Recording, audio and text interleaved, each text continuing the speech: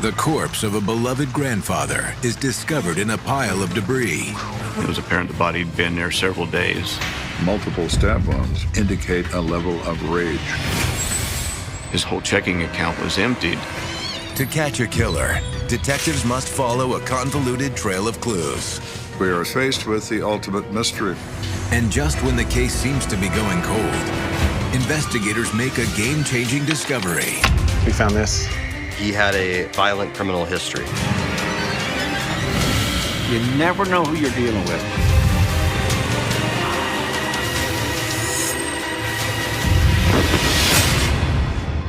It is always a series of events that seem to be disconnected that become very connected indeed. All these things come together to paint a picture of the truth.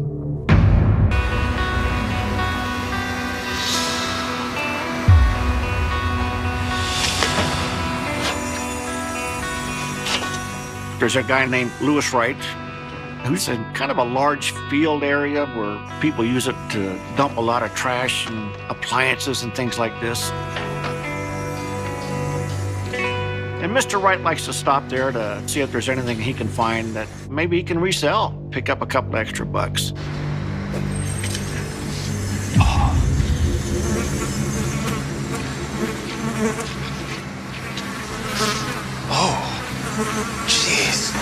He's out walking around the field and he's thinking, something smells kind of funny. He thought there's a dead animal around here somewhere. And as he continued to look around, he saw what he thought was a mannequin that somebody may have thrown away under a bunch of branches.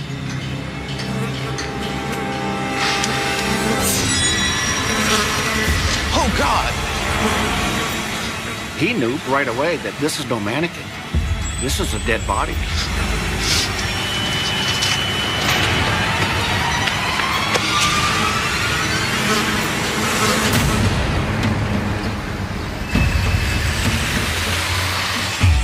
Not far away, Joe Kenda is finally able to think about something other than work. I was heading back to my office in my car, and I realized I hadn't eaten that day, so I stopped and picked something up real quick. I was particularly bad about that. I only eat because I must, not because I like to. Luckily, I had just enough time to finish my lunch. Dispatch to Kenda. When the radio called, Go for Kenda. 10-8, you've been requested to respond to a reported body found near Fontaine and Mark Shuffle Road. this area borders the line between the city of Colorado Springs and unincorporated El Paso County. 10-4, I'm on the way. 10 out. So there's a potential jurisdiction issue. If the body is in El Paso County, then it becomes the investigation of the El Paso County Sheriff's Department. If the body is discovered within the city limits, obviously it becomes ours. Because of the location being in question, both agencies are on the scene until jurisdiction can be determined. Hey, Joe. Hey, Steve, how you been? Murder business. Yeah, unfortunately, business has been good, huh? This brings us to the point. One of the detectives who wound up with this case was Steve Gensel. Gensel had been in the Sheriff's Department a long time. I knew him well. I thought he was an excellent detective. Gotta warn you, it smells pretty bad over here. Through my career, I worked closely with Colorado Springs Police Department and with Joe Kenda. Everybody works together in getting that person before a jury and getting that conviction.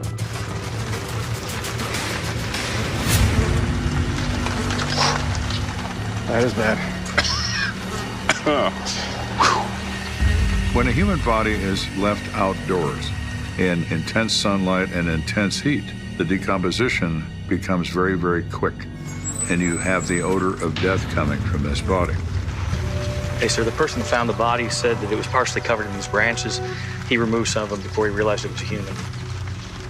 Another unusual thing, as you can see, he's only dressed in socks and boxer shorts. Whoever is responsible for this apparently believed that by removing his clothing and taking away his wallet, he would never be identified. Somebody definitely wanted him dead. Yes, sir. We counted at least a dozen stab wounds on him. Multiple stab wounds indicate a level of rage that the victim knows his killer and vice versa.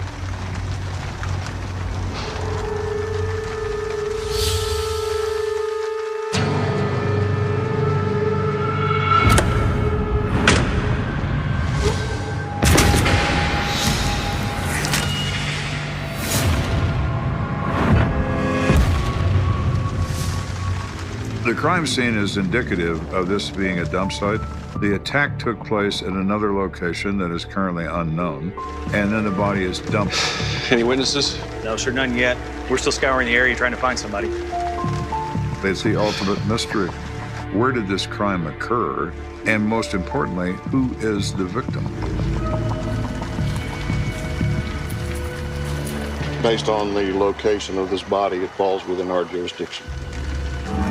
It was determined that the El Paso County Sheriff's Department are the lead people on that case. Okay, so what can we do to help? I'd like to ID this gentleman.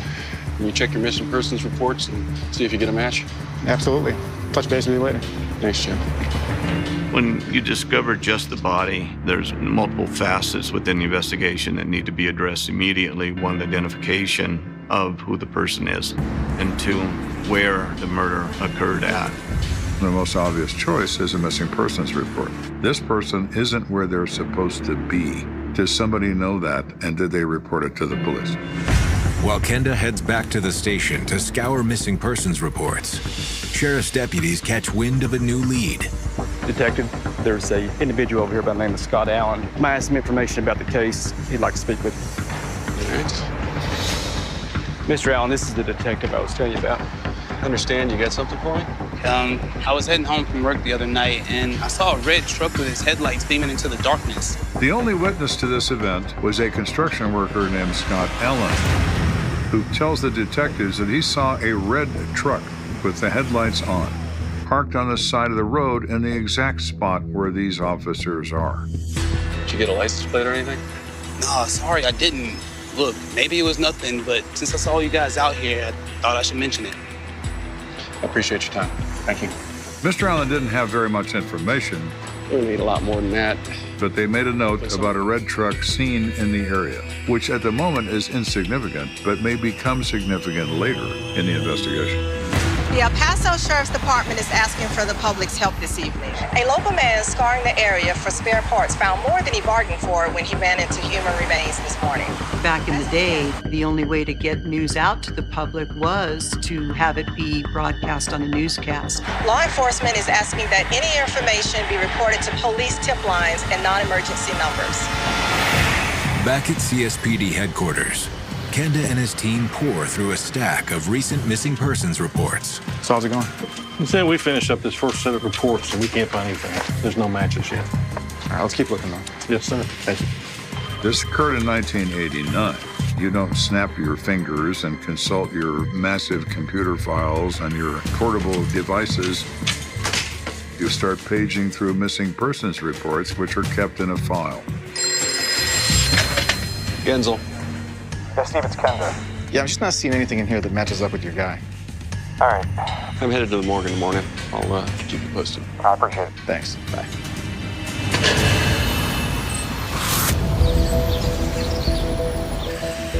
So what do we got, Doc?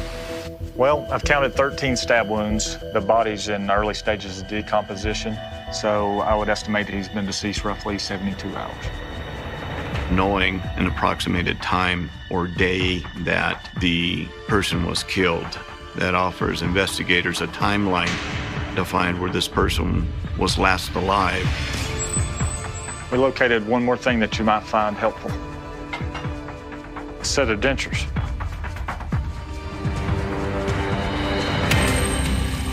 You see the writing there? I believe that's his name. No kidding. Cast on the side of the denture plate itself, written underneath the clear coating, was COOK. Thanks, Doc. You just made my week. Good luck. Now we have the last name of our victim. This is Mr. Cook. Who made Mr. Cook look like this? We have found remains determined to be in El Paso County, resulting in the El Paso County Sheriff's Department to become the lead investigators in what is obviously a homicide. We discover a victim has been stabbed 13 times in the chest and has been dead for 3 days. We're now at the point to where the dentures indicate a last name on this victim of Cook. But it's a local news segment that delivers investigators their next big lead. Christina Green, I'm Detective Gansel. Nice to meet you. Christina reports that she watched the evening news about this body that had been found and has a bad feeling that this could be her father, who she hasn't seen or heard from for a few days. What is your father's name? John Cook. Knowing that the denture plate had the name Cook, there was a higher degree of probability that the body we had was in fact that of John Cook. Was it my dad? Look, we haven't confirmed it yet, but I'm afraid there is a strong possibility that it is your father. Oh, God. I'm sorry. Dad was a retired contractor. When he retired, he was constantly fixing something for somebody. And he was very jovial, lighthearted, happy. John Cook was my grandfather. We spent a lot of time together. We built a clubhouse in my backyard, which still stands today. I remember him teaching me a little bit about carpentry, a lot about hard work. The man worked every day. When was the last time you saw your father? A few days ago. Dad was going to someone's house that he knew to fix their roof, and I did not know where that was. He was supposed to call me back that evening, and never did. She described her father as last seen wearing Wrangler jeans. When he didn't get back with me, I went by his house the next day, and he wasn't there, and neither was his red truck. He drove a red truck? Yeah. Detective Gansel wonders, was it John's truck that construction worker Scott Allen saw parked at the crime scene? You wouldn't happen to know the plate number for that truck, would you? Yeah, I wrote it down. I thought it might help with the search. Christina provides that to Gansel. Thank you very much. And Gansel issues a statewide alert that this is the truck that belonged to the victim in this homicide, and that truck is missing. Within hours, a CSPD officer spots a vehicle that matches the description.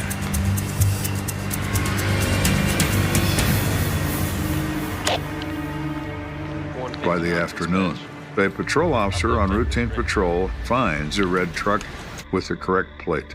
So he contacts the apartment building manager. Do you know whose truck this is? No, I don't. It's been there for a couple of days, though. Okay, thank you, sir. 159 dispatch, I've located that truck. I called Gansel and I said, hey, we have your truck. Give him the address. The officer agrees to wait to meet them. Sheriff's detectives, including Gansel, respond to that location and recover that truck for evidentiary value.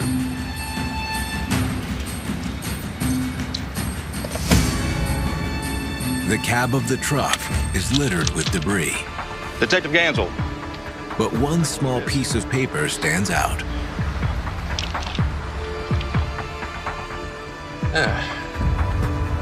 Inside of the vehicle was a receipt from a local store where some roofing materials had been purchased. This is dated 3 days before we found the body, and it says he was there at 9:57 a.m. Guess we can assume he's still alive at that point. Bag it and tag it for me, will you? The next question becomes, did he make it from the purchase of the materials to the actual job site, or was he interrupted in between? That same afternoon, Detective Gansel arranges for a search of John Cook's home, assisted by Cook's daughter, Christina. Just to warn you, the house is probably a bit of a mess.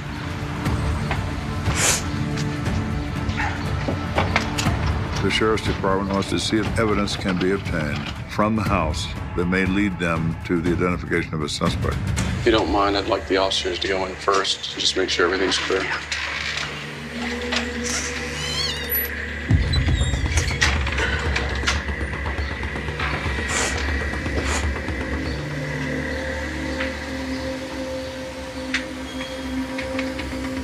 Clear. Okay, come on in. Thank you.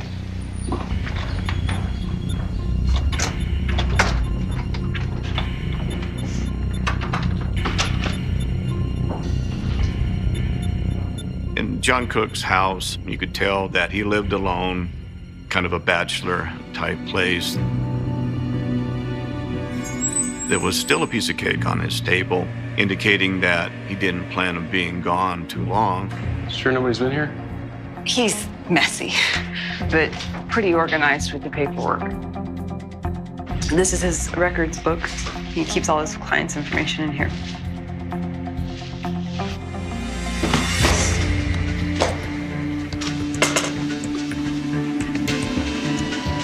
He would keep daily diaries of the different kinds of jobs that he would have. There's nothing here listed from the day he disappeared.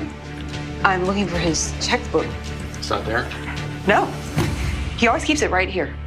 Since I was in banking, he always banked with me, and so I was familiar with his banking habits and what he did and why.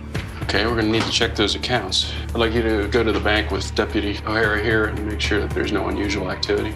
Do you have credit cards? He has a few, but he hardly ever uses them. Check your credit cards too. Okay. When we have a victim who's been murdered, you'd look to why was this person killed? So they would have to look into banks' credit cards to see if there was a robbery or something that would cause someone to kill another person for financial gains. A short time later, as Gansel is concluding the search, It's empty! Christina returns with some startling news. What's empty? His bank account! Somebody drained his account. Her father's checking account was emptied for the amount of $350. All he had in the world was $350. We even had the bank pull his credit card statements. Apparently somebody's been making a lot. Cards are reported immediately. They therefore make purchases before the card is closed off. There have been purchases at the electronics store and places he would never shop. Someone is using my dad's card. Guess we got our suspect number one. Across town at the CSPD, Hey, Lieutenant. Hey. Kenda's men are making inroads of their own. We got an anonymous tip. Okay. He didn't say much, but he did leave a name. Okay, who's the name? He says the name of the person who killed John Cook. Really? Well, my. Who might that be?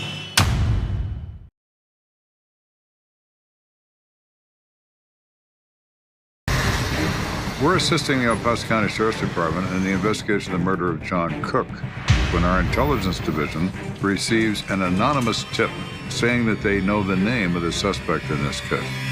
He left the name of Carlos Torres. Do you say anything else? Just that Mr. Torres is very dangerous. Okay, go ahead and run the name. Yes, sir. We do a little research on Carlos Torres, and he does live in the area, and he is on probation for credit card fraud. When you know that your victim in this homicide was also a victim of credit card fraud, you're thinking right away, well, okay, we've got a viable suspect. Gansel. Yeah, it's Kenda. So listen, we had someone call in a tip about the Cook murder. Oh, yeah? Yeah, we looked into it. It looks like it's got some promise. That's great news. Kenda made contact and he said Carlos Torres may be involved with the use of credit cards. So with that information, we made contact with his probation officer. Well, Carlos got himself into some trouble by stealing his roommate's credit card and going on a little shopping spree. For what I can tell, he's been on the straight and narrow. He's made all his meetings and followed all the court orders. The probation officer says that Torres has done what he's supposed to do. He's reported in on every occasion. He is following the rules as far as anybody knows. Do you have the name of the roommate he was stealing from? Kane Albaran. Albaran, I know that name. Gansel recalls that he saw the name Albaran in John Cook's workbook. It's not a particularly common name, so Gansel is hopeful that this has a connection. Suddenly, Mr. Torres becomes even more interesting. You have the contact information for Albaran? I'd like to talk to him about Torres. Sure, it's in this file. I made a copy of it for you so you can take the whole thing. And here's a picture of Carlos's mugshot. That's great. Thanks. Well. Dispatch, can you reach out to a Kane Albaran for an interview? This matter has to be closed. Torres is either involved in this case or he isn't. So detectives talk to Mr. Albaran. So what do you want to know about Carlos? And we understand he was using your credit cards without permission? Yeah, we were living together, and I started to see all these random charges pop up on my card. Then I noticed Carlos seemed to have a whole new wardrobe. Where'd you get those Jordans, Carlos? Man, what are you talking about? Those things aren't cheap, right? Yeah, so whatever, I got money. Since when? You're 2 months behind on paying your share of the bills around here. So we started to get into it, and I just flat out asked him if he had been using my card. An argument ensued, and Kane called the police, and during that conversation, Torres admitted to the fraud. Why are you asking about Carlos? Did he do it again? No, we're not sure. Might be a lot more serious than credit card fraud. You know John Cook? He says he did employ Mr. Cook a couple of times for some repair work on his apartment, and he hadn't seen him for some time. What about Carlos? Did he know Mr. Cook? No. I don't think Carlos was around when John was working on the apartment. He felt fairly certain that Torres and John Cook never knew each other, and there'd be no connection for him to be tied to the John Cook homicide case. Even if he knew John Cook, he's not a killer. I mean, I lived with him. There's no way. Gansel and his team are beginning to have their doubts that Carlos Torres is their man. To rule him out completely, Hello. Hi. they take up a new strategy. I'm Detective Gansel, El Paso Sheriff's Department. Mind if I ask you a few questions? Sure. How can I help you? So Gansel goes to one of the electronic stores, and he speaks to a female clerk who was working on the day that a fraudulent purchase was made on John Cook's credit card. I don't know, sir. I see a lot of customers every day. But we catalog our receipts. Want me to take a look? Would you please? At that point, 1989, they didn't have the same electronic receipts that they do now. But the clerk was able to pull out a box from underneath the counter where the other receipts were at, Looks like you bought a VCR. and pulled out the receipt for the transaction with the name of John Cook on the signature line. Did you ask to see his ID to see if it matched the credit card? No, sir. I guess I didn't. Please don't tell my boss, okay? But listen, I think I remember him. He was acting kind of strange and creeped me out a little. Why would this particular person stand out? It's because you kind of get that weird vibe from people sometimes, that maybe something about them just isn't right. I didn't want to blow the sale and lose my commission, so I didn't give him a hard time. Do you think you remember what he looked like? Yeah, I think he was Latino. She was able to describe the person as being Hispanic male, 30s, dark hair, and having a mustache. And this was not the physical attributes of John Cook. What about this guy? You recognize him? Nope, never seen him before. Ultimately, Carlos Torres was eliminated. There was nothing that could link him whatsoever to John Cook's credit cards. It appears the anonymous tip that once seemed so promising has turned out to be a dead end. But if Carlos Torres didn't kill John Cook, then who did? To help answer that question, Detective Gansel asks the store clerk for one more favor. Do you mind coming back to the sheriff's station and describing the man who made the purchase to one of our sketch artists? Sure, I guess. I get off in about an hour. Thank you. I'm gonna hang on to this.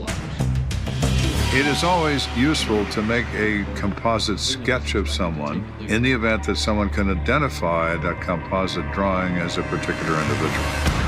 Later that day, the completed sketch is distributed throughout the city. In the meantime, investigators decide to circle back to the crime scene. I got with Detective Mitchell and another detective and said, could you go back to the crime scene and search if we can find anything else, anything that may help the investigation. You finding anything? Nah, bunch of damn junk. What about you? No. Let's keep looking. All right. They go through all the shrub, all the dirt, trying to find something that would link to the victim. After several hours of searching with nothing to show for it, investigators are about to lose hope when something unexpected catches their eye. Mitchell sees a car driving by very slowly. What the hell is he doing here? Who's that? It's this guy named Frank Arona. He's been on a DUI recently.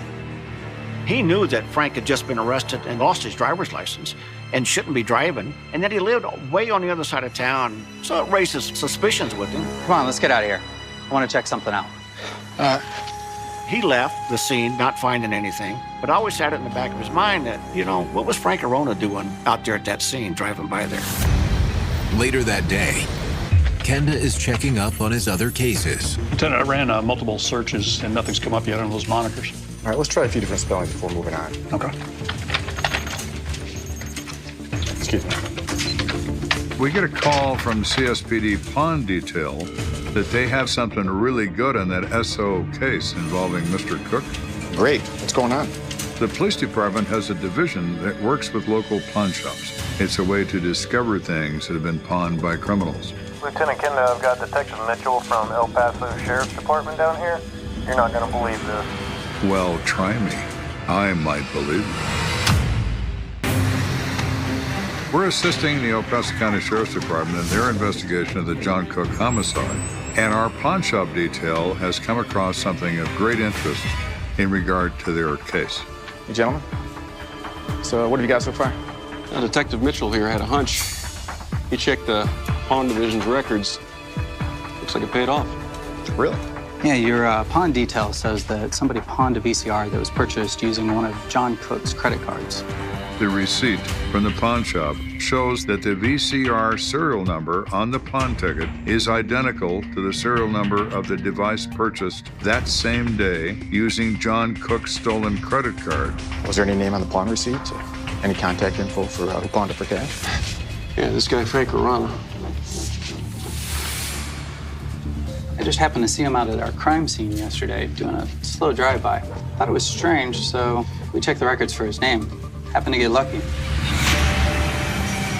Seeing Frank Arona near the crime scene and the positive identification of the pawn slips showing his identification, that then created a link between Frank Arona and at least him using the credit cards of John Cook. Take a look at this. Mitchell has the composite sketch of the individual who purchased the VCR, and he believes it has a close resemblance to Frank Arona. Wow, looks just like him. Great work, Mitchell. I've got some of the other store clerks where purchases were made come in and see if they can ID Frank Arona from a photo lineup. Okay, so what do you need from us? Can you check the CSPD files, see if there's anything else we need to know about Arona? Okay, we'll let you know as soon as we find something. Nice work. Thank you.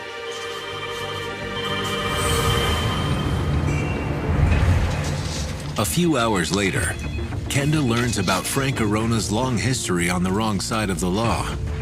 I pull a criminal history jacket for Mr. Frank Arona, and Mr. Arona has an extensive criminal record. Among charges listed was a kidnapping and robbery of a grocery store employee, to which he pled no contest and received 5 years probation. More recently, 1 week before John Cook's murder, he was arrested again for DUI. And he posted bond, but he didn't have any other money he could use to get his personal car out of the police impound lot.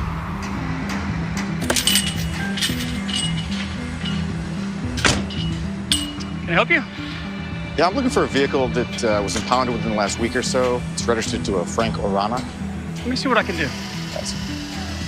I want to know if the vehicle is still there, because if it's not, he somehow came up with the money to get his car back. Nope. That car was picked up by its owner. Frank Arona? One and the same. Looks like he paid his fee in cash, and that was on September the 26th. I appreciate it. Thank you. Yes, sir. The investigator revealed that the day he paid that bill was the same day that John Cook's bank account was emptied out. Pretty good lead right there. Back at the sheriff's office, It's just here on the right. Detective Gansel attempts to lock down the identity of his suspect. You recognize any of these guys? Through a photo lineup. Gansel uses the mugshot from our records file to make a photo lineup. That's him. That's the guy from last week. You're sure that's him? I only get a few dozen customers a day, and I have a great memory. That's great news. Thank you. Arona is being positively identified by many clerks. There is now sufficient probable cause to believe that Mr. Arona is involved in this case. A search warrant is obtained to search Mr. Arona's home. Seeger, cover the back in case he rabbits.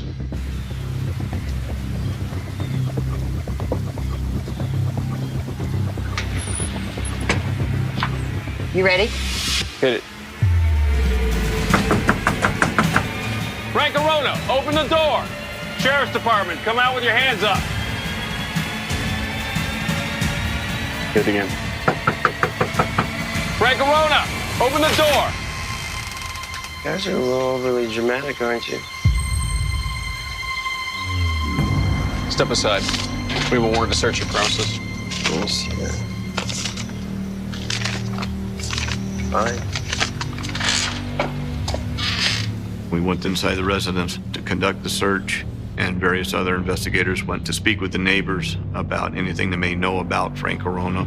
Inside the home, Gansel informs Arona why they're there. You're not under arrest at this time, but we have reason to believe that you've committed credit card fraud. No, I ain't done nothing like that. Y'all can knock yourselves out. You ain't gonna find nothing. Arona says he's confused. Why would they want to search his place for anything? But he sits down while they search. And he's pretty nonchalant about it, sitting there drinking beer, watching television while they're searching the house. While the officers move from room to room, Detective Gansel seizes the opportunity to question Arona. While I got you here, I'd like to talk to you about the murder of John Cook. I ain't got nothing to say to you or anybody else. He looked at me and said, I don't want to say anything. I want to talk with an attorney. Well, people certainly have a right to invoke their right to remain silent. Detective Gansel, I think you should come next door. It's important. Mitchell. Keep an eye on this guy. I'll be back in a minute. It was relayed to me that the neighbors knew something that would help the investigation.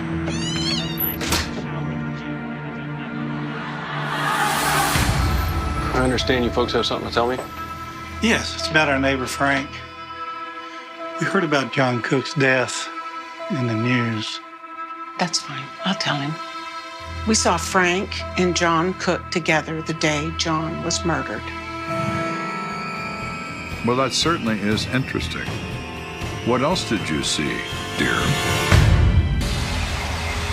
The Sheriff's Department is now in a position to conclude this investigation. They know a great deal about Frank Arona, and they're learning more every minute.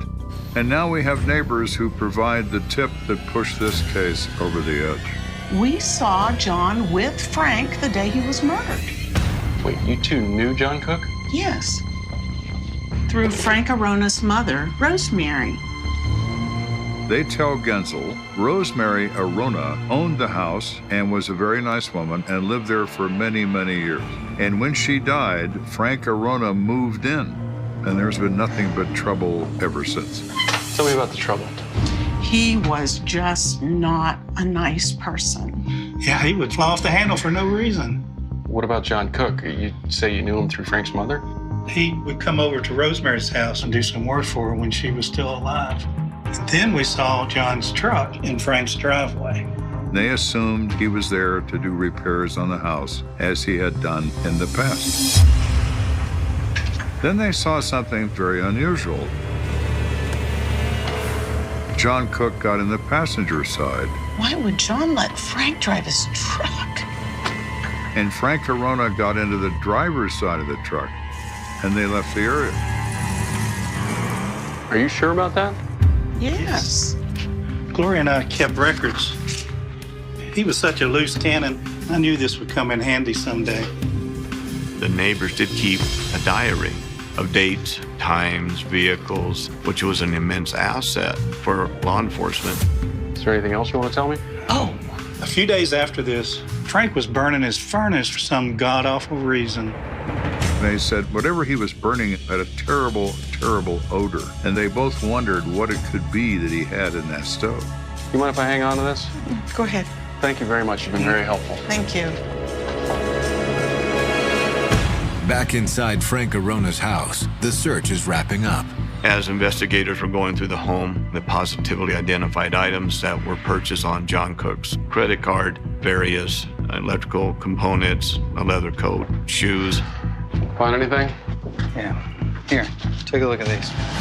We also discover Frank Arona is in debt to the tune of $3,500. Are these all bills? Yeah. All the financial burdens were crashing down on him. So it was becoming evident through the investigation that he used the credit cards and ultimately pawned the items to satisfy some debt. The reason for the homicide was just money, nothing else. We searched his furnace like you asked. We found this. A Wrangler blue jean button was discovered, as well as a rivet from blue jeans inside of the ashes inside of the home of Frank Arona. John's daughter told me he wore Wranglers. Make sure you log that. When John Cook was discovered, he was in a pair of boxer shorts and socks because his Wrangler jeans were burning in Frank Arona's stove, and the brass button establishes that. Mr. Arona, please stand up. Huh? On your feet. With the evidence that was found inside of his home, plus the witnesses placing John Cook there, You're under arrest for first-degree murder. Are you kidding me? No. I arrested Frank Arona on the murder of John Cook. Let's go. Once in custody, Frank Arona reasserts his right to remain silent. But at this point, detectives have a clear idea of what transpired. If you consider the facts, consider this, that Frank Arona is depressed. He lost his mother. He doesn't have any money. He's being pursued by debt collectors. He becomes a pretty desperate guy. You gotta be kidding me. And with all the bad luck he'd been having, now he's got a leak in his roof. So he calls John Cook and says, hey, can you come over and patch my roof up for me? Okay. John knew the Arona family. That shouldn't be too hard, Pete. I don't think John Cook went over there with any worries, just to do a job, maybe make a few dollars. You got a ladder? Yeah. When John Cook arrives to make that repair, he presents himself to a criminal.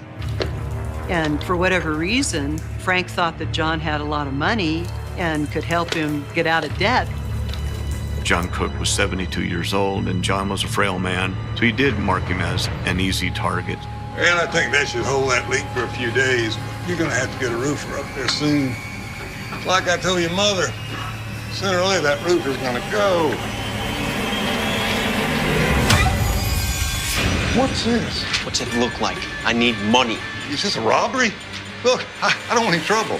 Just shut up, old man. You listen to me and you won't die. He makes a threat and asks him to go to his bank. Look, I don't have much, but you can have it. Yeah, I will. Now move. Move! And he got John to get into his own vehicle with him.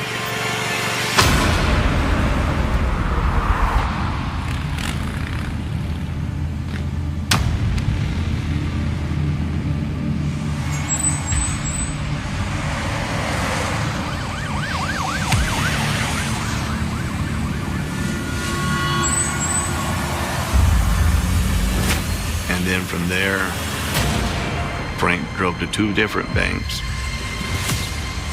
and withdrew all the money that John Cook had in the world, $350. This is pathetic. I told you I didn't have much. Shut up. Look, I did what you asked. I want to go home. No, not yet. Something I need you to do for me first. Arona obviously knows if he releases John, he's going to get arrested again. So Mr. Cook needs to die. He didn't want to kill him out in public somewhere. The safest place to do that would be Eddie's house. Look, I did everything you said. You don't have to do this.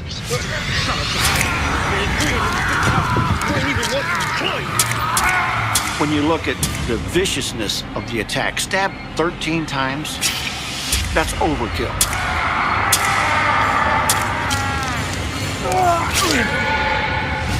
I think Frank was upset that John only had $350. He wanted more money than that. And just continually stabbed him until he was dead.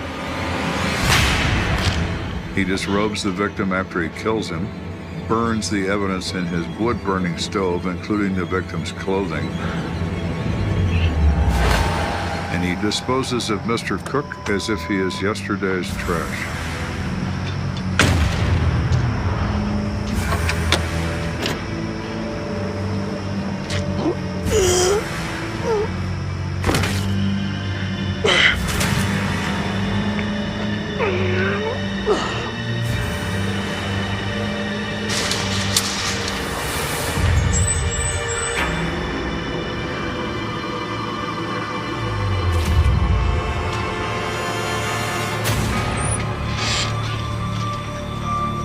John never did anything to Frank.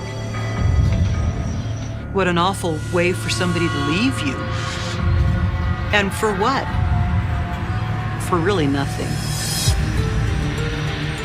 They found him guilty of first-degree murder, among other charges. And even though the jury didn't come back with the death penalty, justice was finally closed for the family.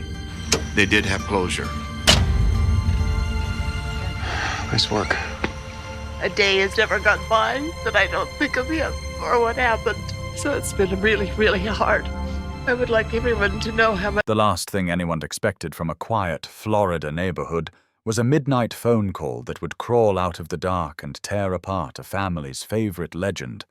A call that began with a rasping whisper and ended with a confession so heavy it cracked open a cold case sealed since 1987. Yet even before that phone rang, the unease had been there, drifting beneath the humid Gulf Coast air like something rotten just under the surface. It starts with a question no one dared ask out loud for decades. What really happened to 17-year-old Marla Devine on the night she vanished, leaving behind a stalled sedan on a dirt road and a trail of footprints that cut off in the sand as if she stepped straight into oblivion? The town told itself the same story for years, a story polished by repetition until it gleamed like truth. Marla ran away, chasing big city dreams, too wild for this place, too restless for the quiet, too bright to stay where nothing ever happened. But even in the early morning hours when deputies combed the roadside brush, even when the search dogs circled and whined, even when neighbors pressed their hands to their mouths in rehearsed shock, that explanation never truly held. Florida humidity traps everything. Heat, secrets, lies so old they should have turned to dust. Nothing here disappears, not really.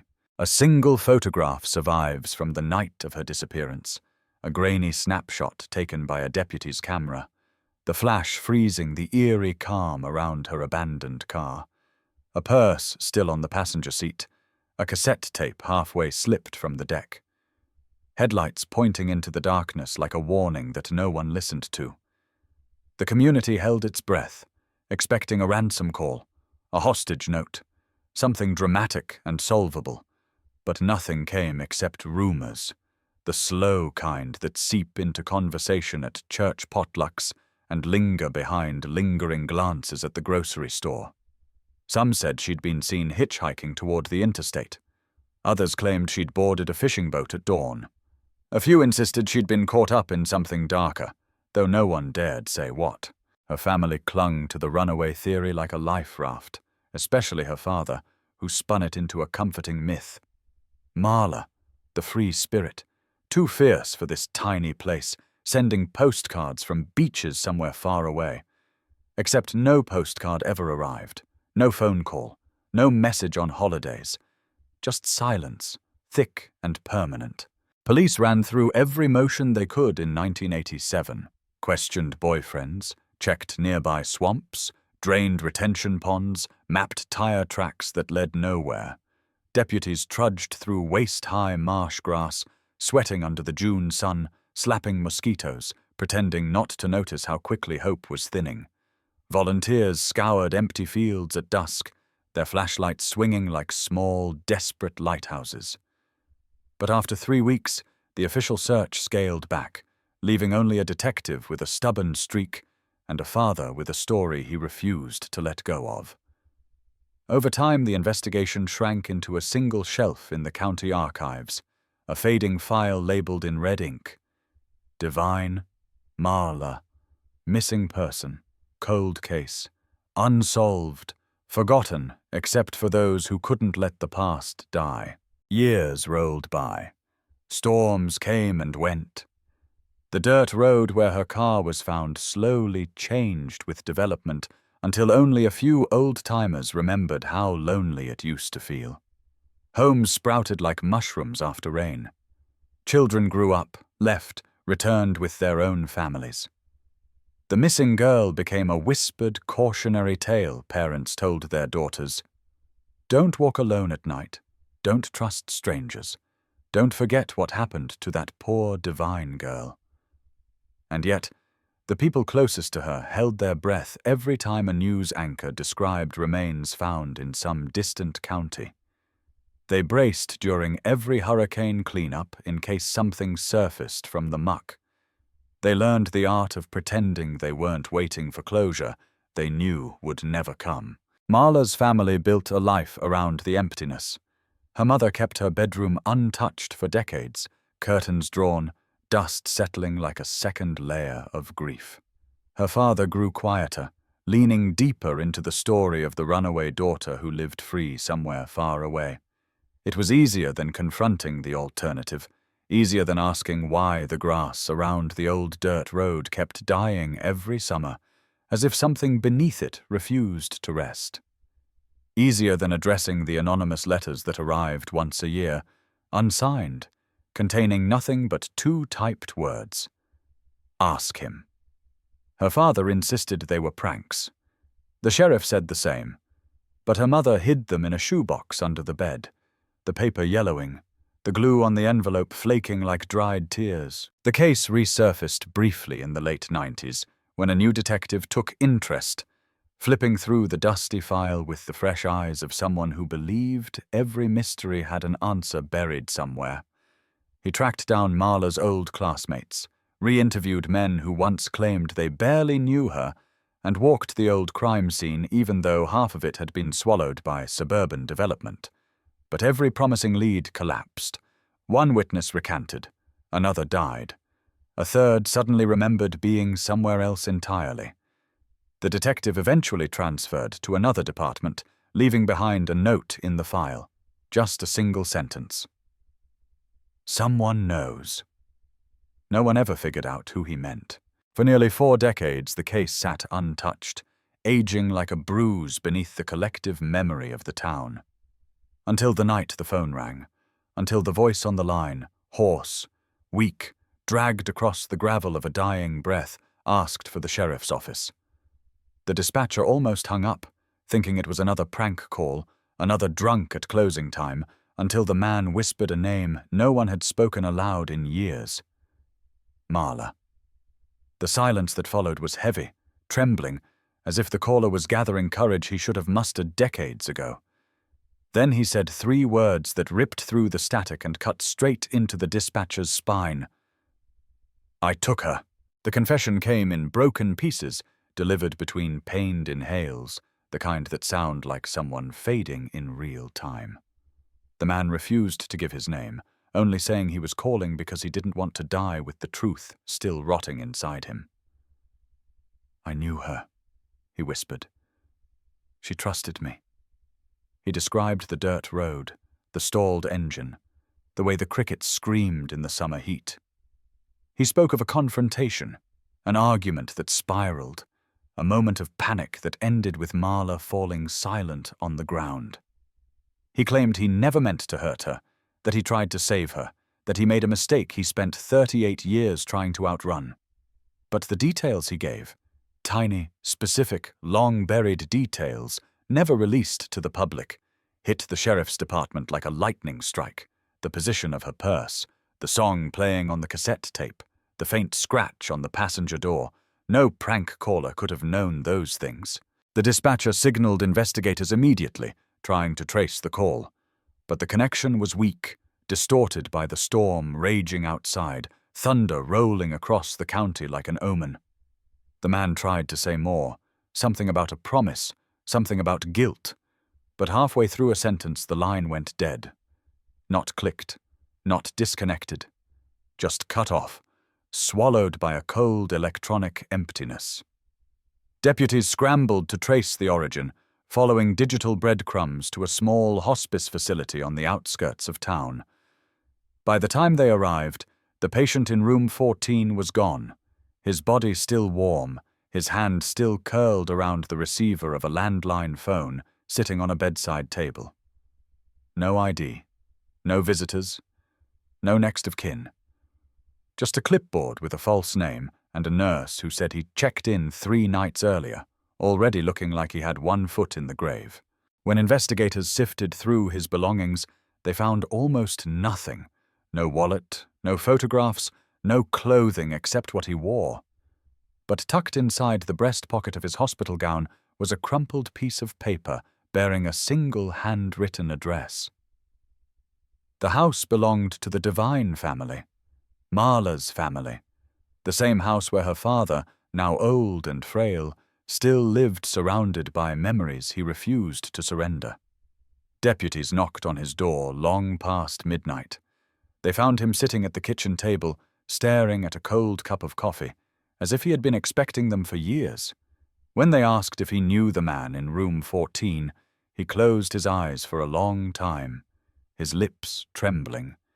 Then he said something that sent a shiver through the room. I prayed this day would never come. The truth was no longer a distant rumor, no longer a fading mystery tucked into an aging file. It was here now, alive, pulsing, demanding to be unveiled. The cold case that the town buried under layers of excuses and folklore had clawed its way back to the surface, dragging with it a legacy the Devine family had protected at all costs. And while investigators would later piece together the aftermath, interview surviving witnesses, and cross-reference the dying man's confession with forensic evidence, in that moment, standing in a dim Florida kitchen at nearly 2 a.m, there was only one realization echoing through the sheriff's deputies' minds. The story everyone believed for 38 years was a lie, and the truth, whatever shape it held, was about to shatter everything. They stand in the dim kitchen with the humming refrigerator and the smell of old coffee. 3 deputies and 1 aging father caught in the harsh cone of a single overhead bulb, and every second stretches like a tightrope as he looks from face to face, realizing, maybe for the first time, that the story he built to survive might finally be collapsing. His hands shake while he grips the edge of the table, knuckles white, eyes bloodshot and wet. But there's something behind the grief that makes the lead investigator pause, a flicker that looks disturbingly like relief. For 38 years, Harold Devine has been the center of a carefully curated legend. The good man broken by tragedy, the father who never gave up believing his daughter simply ran away, the grieving parent who never missed a memorial vigil, who spoke softly about forgiveness and fate. The town embraced it because it was easier to believe in a gentle myth than in a brutal mystery. But now there's a dead man in a hospice bed who knew things only the killer should know, and that same dead man carried Harold Devine's address on his chest like a final accusation. When the detective asks why, Harold's gaze drifts toward the hallway, toward the darkened bedroom where his wife once kept their daughter's belongings perfectly preserved, and his voice drops to a ragged whisper. He says he doesn't know the caller. He says he never met anyone in a hospice. He says the address must be a coincidence. The words fall flat between the ticking clock and the scratching pen of the deputy recording his answers, and in that moment, even the walls seem to lean in, listening for the part he's not saying. By sunrise, he's sitting in a narrow interview room at the sheriff's office, the soft edges of his living room replaced by cinder block and fluorescent light, his coffee swapped for a paper cup of water he doesn't touch.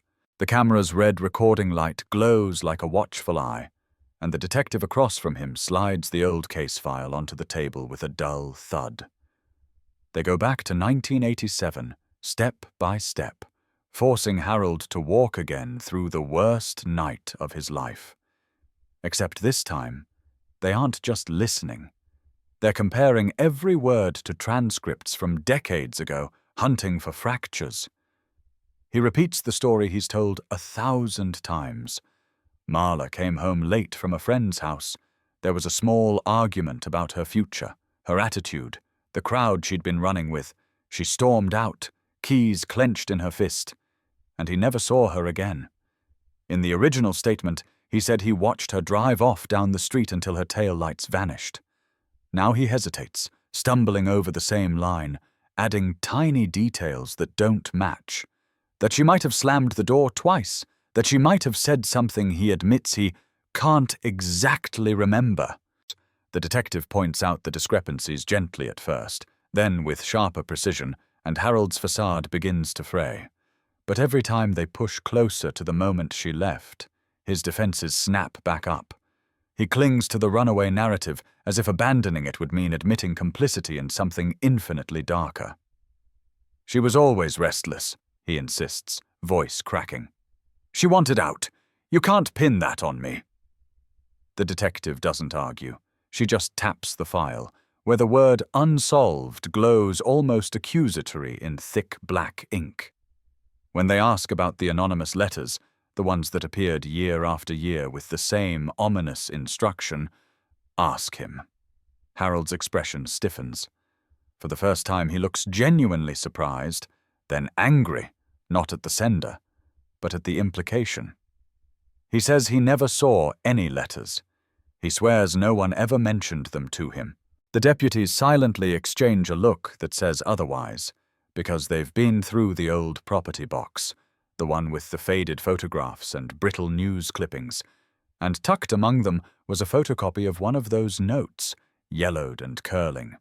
The words, "Ask him," underlined twice as if someone obsessed over them.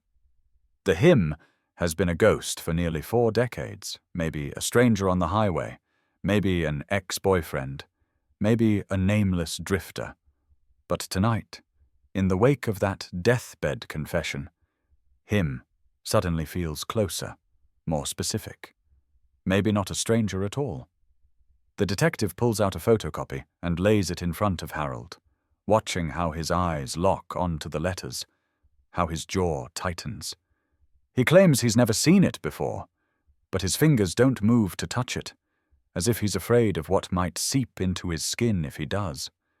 Somewhere, buried deep in the original file, there's that handwritten note left by a long-retired investigator. Someone knows? Someone. Back then, no one could decide who. Now the circle has narrowed, and the walls of that interview room seem to inch closer with every question. Across town, down in the bowels of the sheriff's department, a technician cuts open a brittle, sealed evidence bag for the first time in years. Inside lies the ghost of a night preserved in plastic, a scrap of fabric, a broken key ring, a swab taken from the interior door handle of Marla's car.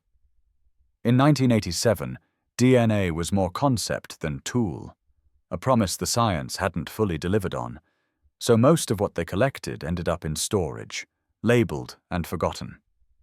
When the case briefly reopened in the 90s, they sent a few samples to a fledgling lab, which returned vague results. Possible male contributor. Insufficient for profile. The file closed again. But time changes the game. Technology catches up to the secrets.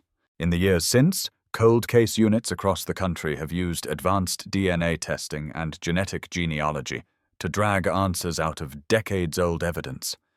And now, in the fluorescent hum of the evidence room, that same hope sparks in the eyes of the tech, carefully re-swabbing the door handle and the fabric fibers. They compare what they extract to a database built not just from criminals, but from voluntary ancestry kits and distant cousins who never imagined their curiosity about family trees might someday intersect with a murder investigation. When they draw blood from the dead man in the hospice, sealing vials with shaking hands, they send it to the same lab, attaching one haunting question to the request form. Does he belong at that car? But word of the deathbed confession doesn't stay in the walls of the sheriff's office for long. By the second afternoon, rumor spreads faster than the summer storms. Someone saw deputies at the hospice. Someone saw them at the Divine House afterward. Someone's cousin works at the station and overheard the phrase, "cold case," whispered in a hallway. It doesn't take much. A small-town reporter picks up the scent, and by evening, there's a headline splashed across local feeds, 1987 Florida cold case rattled by anonymous deathbed confession. Cameras show up outside Harold Devine's sagging front porch, lenses glinting like watchful eyes, capturing the peeling paint and dying lawn as if the house itself is testimony. Neighbors who once brought casseroles after the vigils now watch from behind curtains, phones in hand, quickly composing their own versions of history. They remember the way Harold spoke at town halls, the way his voice trembled when he mentioned Marla's name, the way he always stepped away when anyone asked about that night in too much detail. After the news breaks, his legend as the broken-hearted father begins to crack.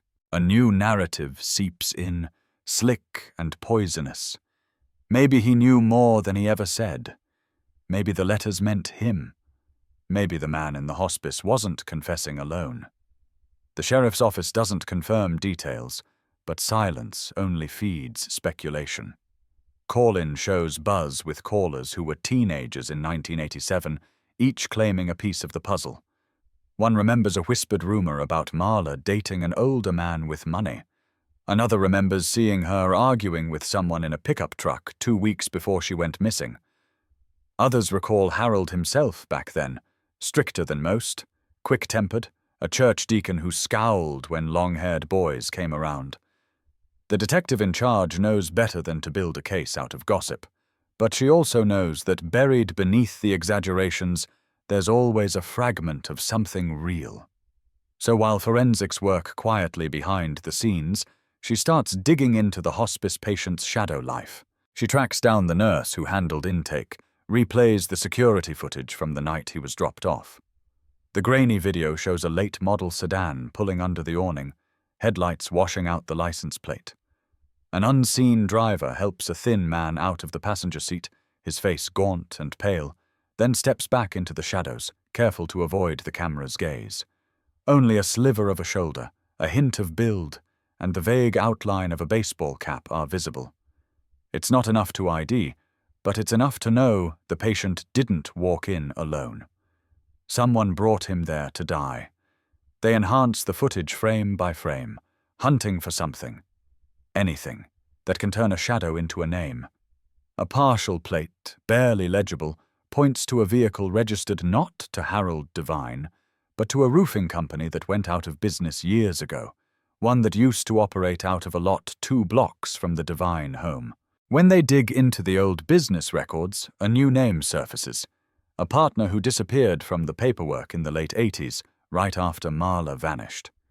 He never left town, just slid into the background, working odd jobs, attending the same church, buying coffee at the same diner where the Devines once sat. On paper, he and Harold share no direct ties now. In photographs from decades past, however, they stand shoulder to shoulder at charity events, smiling stiffly at the camera.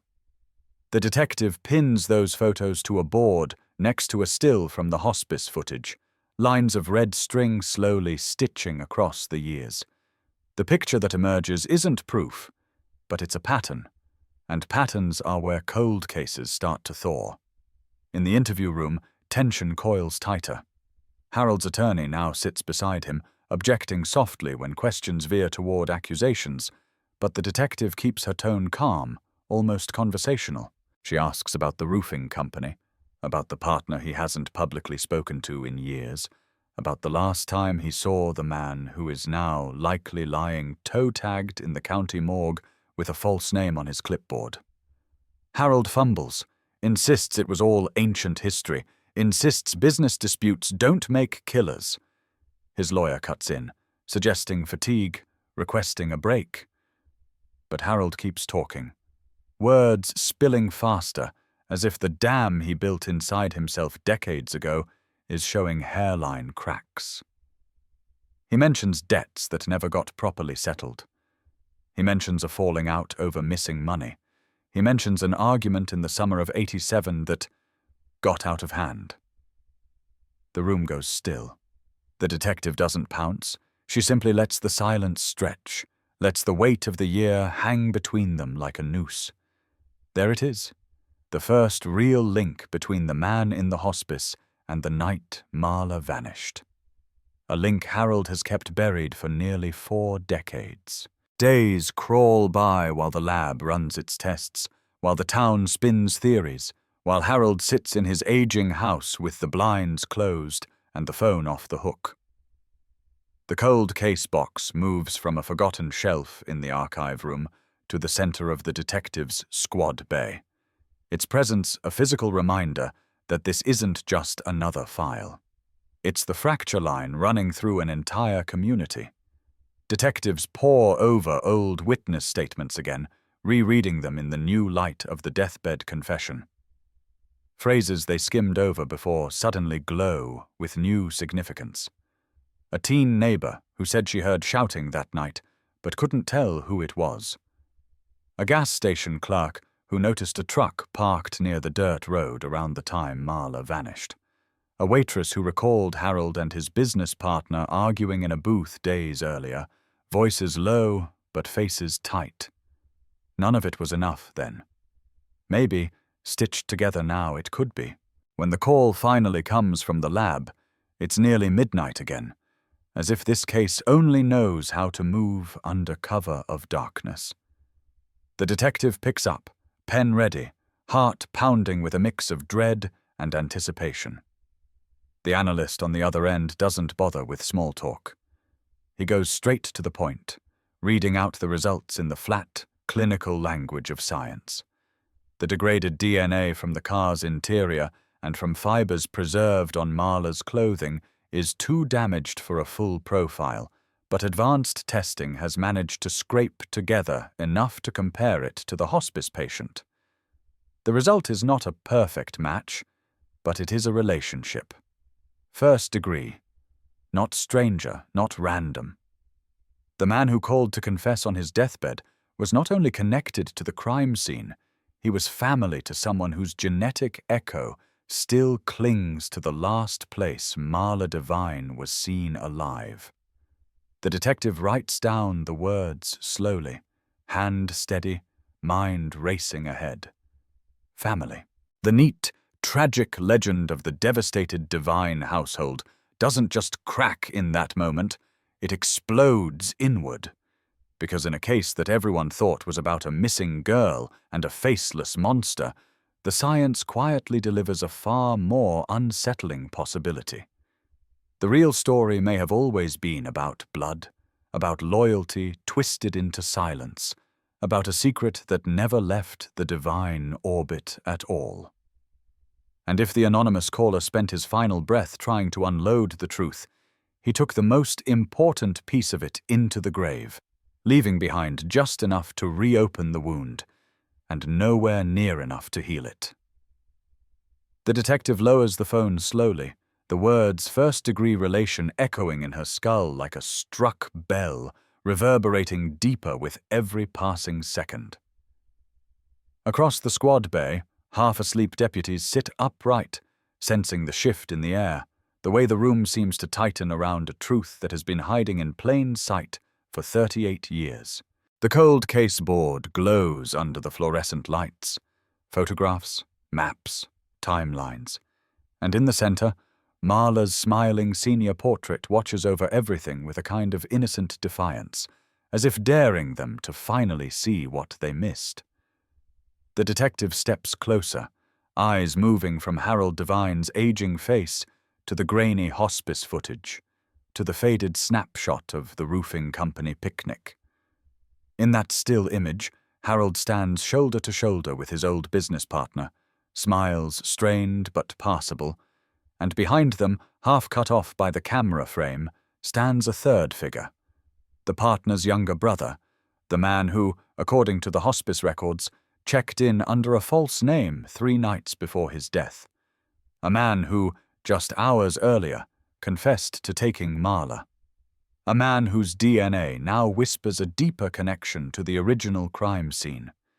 If the relationship is first degree, it narrows down the possibilities to the simplest, most brutal equation: father, son, brother.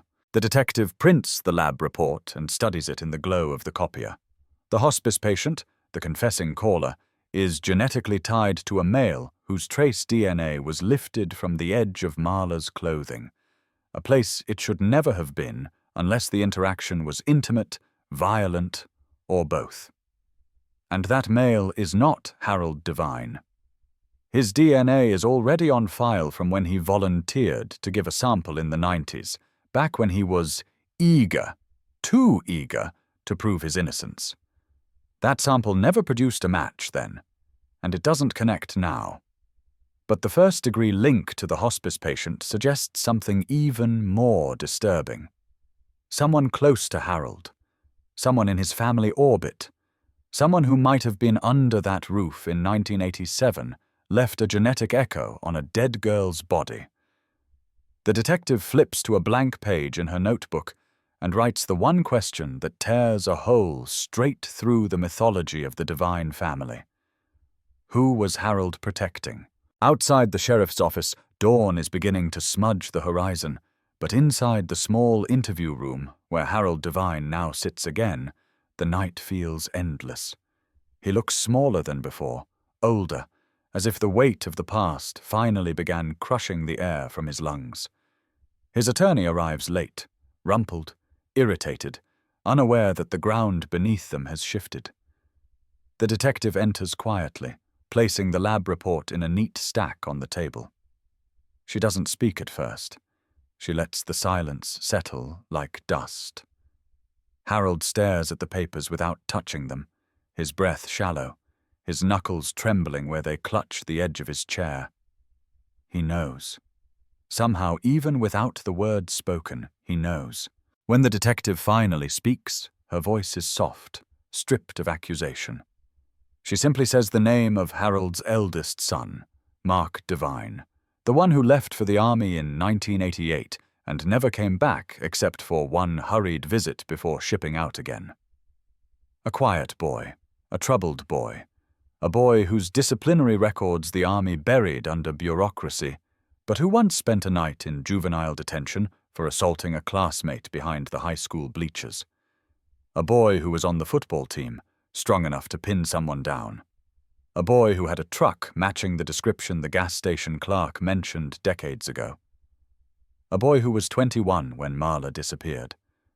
A boy whose name was never once written in the case file, not because investigators missed him, but because no one ever mentioned him. Harold never mentioned him. Harold's reaction is immediate and volcanic. His hands slam onto the table, sending the paper cup skidding, water splashing across the report. His attorney jumps, shouting objections, demanding the detective stop this line of questioning. But Harold is beyond legal counsel. His face contorts into something between rage and terror. He says they have no right. He says they're dredging up things that don't matter, things that happened long after Marla disappeared. He says Mark wasn't even in town that night. He says a dozen things that contradict each other so quickly, even he seems confused about which lie he's clinging to. The detective watches silently, studying the man unravel. She doesn't push. She simply lays out the results with calm precision. The hospice patient, Mark's uncle, left behind DNA connected to the crime scene. A first-degree male relative of his left a second sample on Marla's clothing. That relative could only be Mark or Mark's father. And they already know it isn't Harold. The room goes deadly still. The attorney demands the interview end immediately, citing coercion, exhaustion, emotional distress. Harold, however, doesn't stand, doesn't move, doesn't breathe. His gaze drifts toward the wall, unfocused, lost in a place only he can see. His fingers curl inward, trembling, digging into his palms. The detective waits. A full minute passes before Harold whispers two words so faint the camera barely catches them. He panicked. The attorney stiffens, grabbing Harold's arm, trying to silence him, but it's too late. The dam has cracked, and the past begins to bleed through. Harold speaks in broken pieces, as though each fragment costs him years of his life. He says Mark came home late that night, frantic, shaking, saying there'd been an accident. He said Marla was upset, said she wanted to talk, said he pulled over on the dirt road, said things got out of hand. Harold never asked for details. He didn't want to know. What mattered was what came next. The partner's younger brother, the hospice patient, showed up at the house minutes later, having driven Mark's truck home after finding him wandering barefoot down the road. The two men whispered in the kitchen while Harold's wife slept upstairs. Mark was terrified. The younger brother, already 2 beers deep, told Harold the girl wasn't breathing. Told him they had to move quickly, or Mark's whole life was over. Told him that good fathers protect their sons. Told him where they left the body, hidden in a patch of marsh so thick no search team would find it. Told him they wiped down the car, but not perfectly. Told him they'd fix it in the morning, cover tracks, bury the truth. Harold remembers wanting to vomit. He remembers his hands shaking so badly he could barely pour a glass of water. He remembers the younger brother leaning close and saying, "You love your kids, right? More than anything?" And then he remembers agreeing. The detective asks where they buried Marla. Harold shakes his head violently. "I never went," he says. "I never saw. I didn't want to." The hospice patient and Mark handled it, he explains. Something about an abandoned citrus grove, something about a shallow grave, something about rain washing away footprints.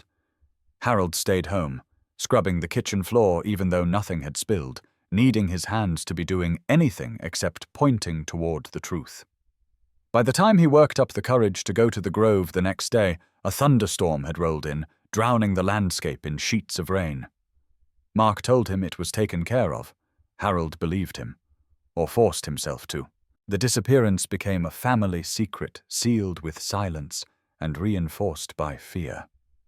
Harold told himself it was a father's duty, a sacrifice to protect his blood. But the guilt rotted him from the inside. His wife, unaware of the truth, spiraled into grief and illness. Mark left town, running from what he'd done, reinventing himself in a uniform stitched with someone else's identity. The partner's younger brother drifted to low-paying jobs, drinking heavily. A ghost of the man he'd been, until he showed up at a hospice 3 nights ago, ready to confess with his dying breath. And Harold pretended for decades that if he just stayed quiet, the truth would stay buried with the girl whose face haunted his dreams. The detective listens to every word, recording the confession with a sickening calm. When Harold finally falls silent, his body slumps forward, shoulders shaking under the weight of the secret he's carried longer than his daughter was alive. His attorney sits pale and stunned, whispering that they need to stop talking, that Harold is confused, that none of this is admissible, that grief is twisting his memory. But Harold doesn't fight anymore. He simply stares at the table, exhausted, hollow, uncaged. Meanwhile, on the other side of town, deputies swarm the location Harold described in halting fragments. A long abandoned citrus grove, overgrown and silent, its skeletal trees stretching like bony fingers into the dawn. Birds scatter as search teams move in with cadaver dogs, shovels, ground-penetrating radar. For 38 years, hurricanes have ripped through this land. Storms have reshaped the soil. Roots have grown like veins through the earth. Finding a body here is nearly impossible, but impossible is not the same as hopeless. And as the sun rises over the grove, painting the sky a bruised orange, a dog suddenly whines, a sharp, high, urgent sound, and scratches at a patch of disturbed ground. Deputies gather, hearts pounding, shovels ready. The earth crumbles easily under the first dig. Something pale lies beneath the roots. Something small, something fragile. The grove begins to give up its ghost, and far away, in a quiet interview room, Harold Devine finally begins to cry. Not for himself, not for his son, but for the girl he failed to save, for the truth he buried, for the legend he built to survive, now collapsing around him in shards. The cold case is no longer cold. It's waking up, hungry for the whole truth. The first shovel hits something firmer than sand, an abrupt, muted thud that makes every deputy freeze mid-breath. The grove, still half asleep under the weak morning sun, seems to recoil, as if it knows what has been hidden beneath its roots is not meant to see daylight again. The dogs circle, whining, pulling their handlers closer, while the lead investigator kneels by the shallow pit forming in the soft earth. Beneath the tangle of roots, beneath decades of fallen leaves and hurricane-worn soil, a fragment of bone emerges. Small, delicate, unmistakably human. A hush falls over the grove so total it feels like even the insects stop buzzing. For 38 years, Marla Devine was a name in a file, a missing poster curling on a bulletin board, a flicker of memory in the back of old neighbors' minds. Now she is becoming real again, lifted piece by fragile piece from the dirt where a storm once tried to erase her. The deputies work in silence, reverent almost, because every scrape of a shovel feels like reopening a wound that scarred the entire community. The detective stands back, hand over her mouth, not from shock, but from the crushing weight of inevitability. She knew from the moment Harold said he panicked that this grove would hold the truth. And still, seeing bones appear under the drifting veil of dust feels like stepping into a nightmare where time collapses in on itself, dragging the past into the present with brutal clarity. A forensic team arrives, laying tarps, marking coordinates, photographing each square foot as if the earth itself is evidence. Bit by bit, the outline of a body takes shape, a partial skeleton curled inward as if trying to hide from the world one last time. Fabric remnants cling to bone like ghost clothing. A rusted bracelet still loops loosely around a wrist. A single sneaker, the kind every teenage girl wanted in 1987, lies half buried near the hip. A deputy lifts it carefully, whispering, "It matches the description. Her mom mentioned the blue laces." His voice trails off, because everyone knows this isn't just a match. It's her. It's always been her. Back in the sheriff's office, word spreads through the hallways with the slow, stunned cadence of something long feared finally materializing. One deputy closes his eyes and mutters a short prayer. Another sinks into a chair, rubbing his forehead. A third stares at the cold case board, at Marla's smiling photograph, and whispers, "We found her." It isn't triumph. It's grief mixed with grim vindication, because the truth was always there, waiting for someone brave or desperate enough to dig it up. The detective enters the interview room with that knowledge pressing against her ribs like a fist. Harold sits slumped where she left him, eyes red-rimmed, shoulders bent inward as though he expects the room itself to collapse on top of him. His attorney paces the corner, muttering about withdrawing consent, about halting the interview, about unfair tactics, and emotional manipulation. None of it matters now. The detective sits, places her recorder back on the table, and says quietly, "We found remains." Harold doesn't ask whose. He doesn't ask where. He simply exhales, and the sound that leaves him is something old and broken, something that's been trapped in his chest for nearly 4 decades. His hands cover his face. The attorney freezes mid-step, and for a moment even he cannot muster an objection. The detective waits. The silence stretches like a fault line. Harold finally speaks through his fingers. "I wanted to believe she ran away," he whispers. "I told myself it every day. I thought if I said it enough, it would become true." The detective opens her notebook. "Tell me about the grove," she says. "Tell me how they took her there." Harold doesn't resist. Something inside him has shifted. Maybe because the secret is no longer his to guard. Maybe because the grove giving up its dead has released him from the prison of his lie. He describes the night in pieces, jagged and uneven, as if the memory itself is splintered. He says he never went to the grove during the burial, but he remembers Mark coming home hours later, soaked from the storm, shaking, muddy, and silent. He remembers the younger brother, his business partner's shadow of a sibling, breathing hard, sweating, refusing to meet Harold's eyes. They spoke a language of avoidance, of half-sentences and euphemisms, stitching together a plan built on fear rather than logic. They agreed Mark would leave town temporarily.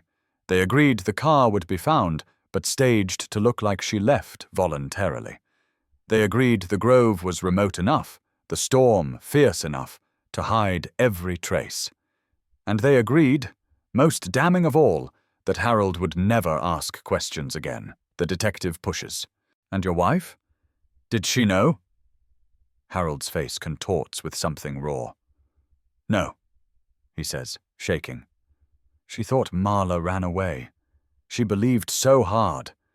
I let her believe. It destroyed her, and still, I let her believe. The attorney intervenes, voice sharp, insisting they end the conversation, insisting anything Harold says now is compromised by emotional distress. But Harold turns to him with hollow, empty eyes and says, "Let me finish." For the first time, the attorney is silent. Across the county, the grove becomes a crime scene, sealed off with yellow tape that flutters in the rising breeze. News vans gather like vultures, their antennas piercing the sky, reporters whispering urgently into microphones. The words "cold case," "remains found," and "Divine family" spread across live broadcasts. Neighbors cluster on sidewalks, murmuring theories, some sympathetic, others harsh. A woman who lived next door to the Divines in '87 tells a reporter she always sensed something off about Mark, that he was too quiet, too intense. Another claims she saw Harold burning something in a metal barrel the day after Marla vanished. Whether true or not, every half-memory becomes fuel for the fire consuming the family's reputation. The legend Harold built, of the grieving father, the runaway daughter, the unbreakable faith, crumbles under the scrutiny of newly awakened eyes. Back at the sheriff's office, the detective receives another call from the lab. More results. The DNA recovered from the threads of fabric near Marla's wrist shares a secondary match with the hospice patient. Not father to child, not brother to brother. Uncle to nephew. The nephew is Mark.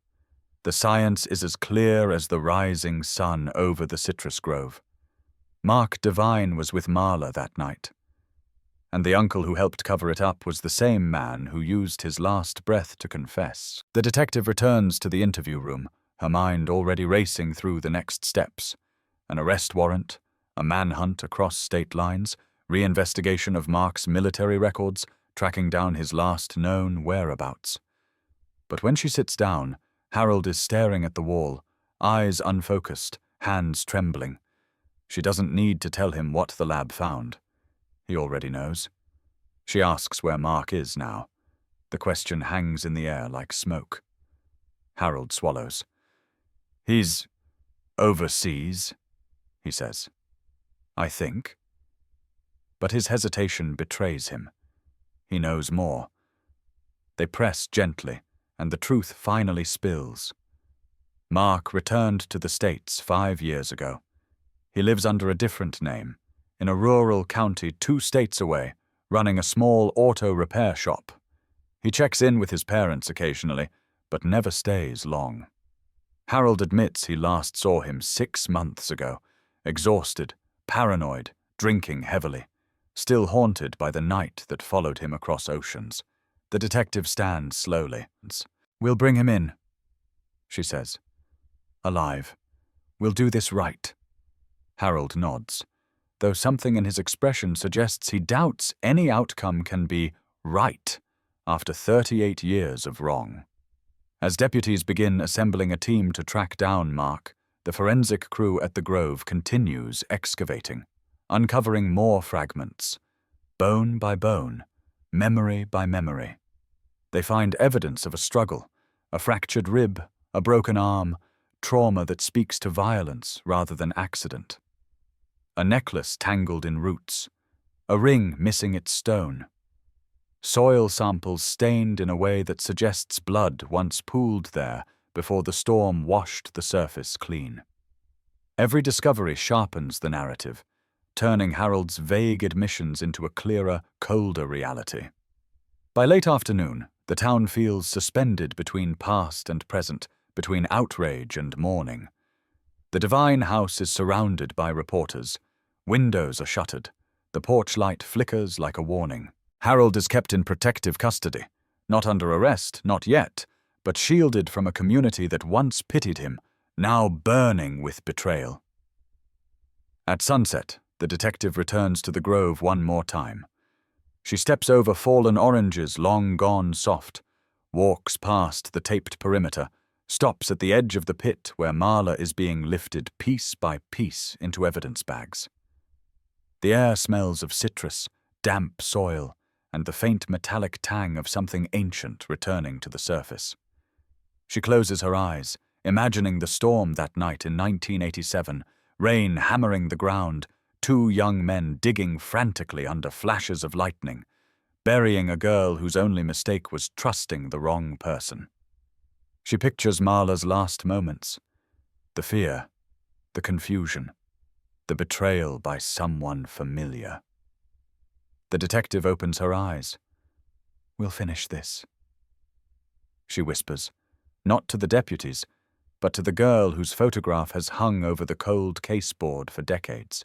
Tomorrow, they'll hunt for Mark Devine.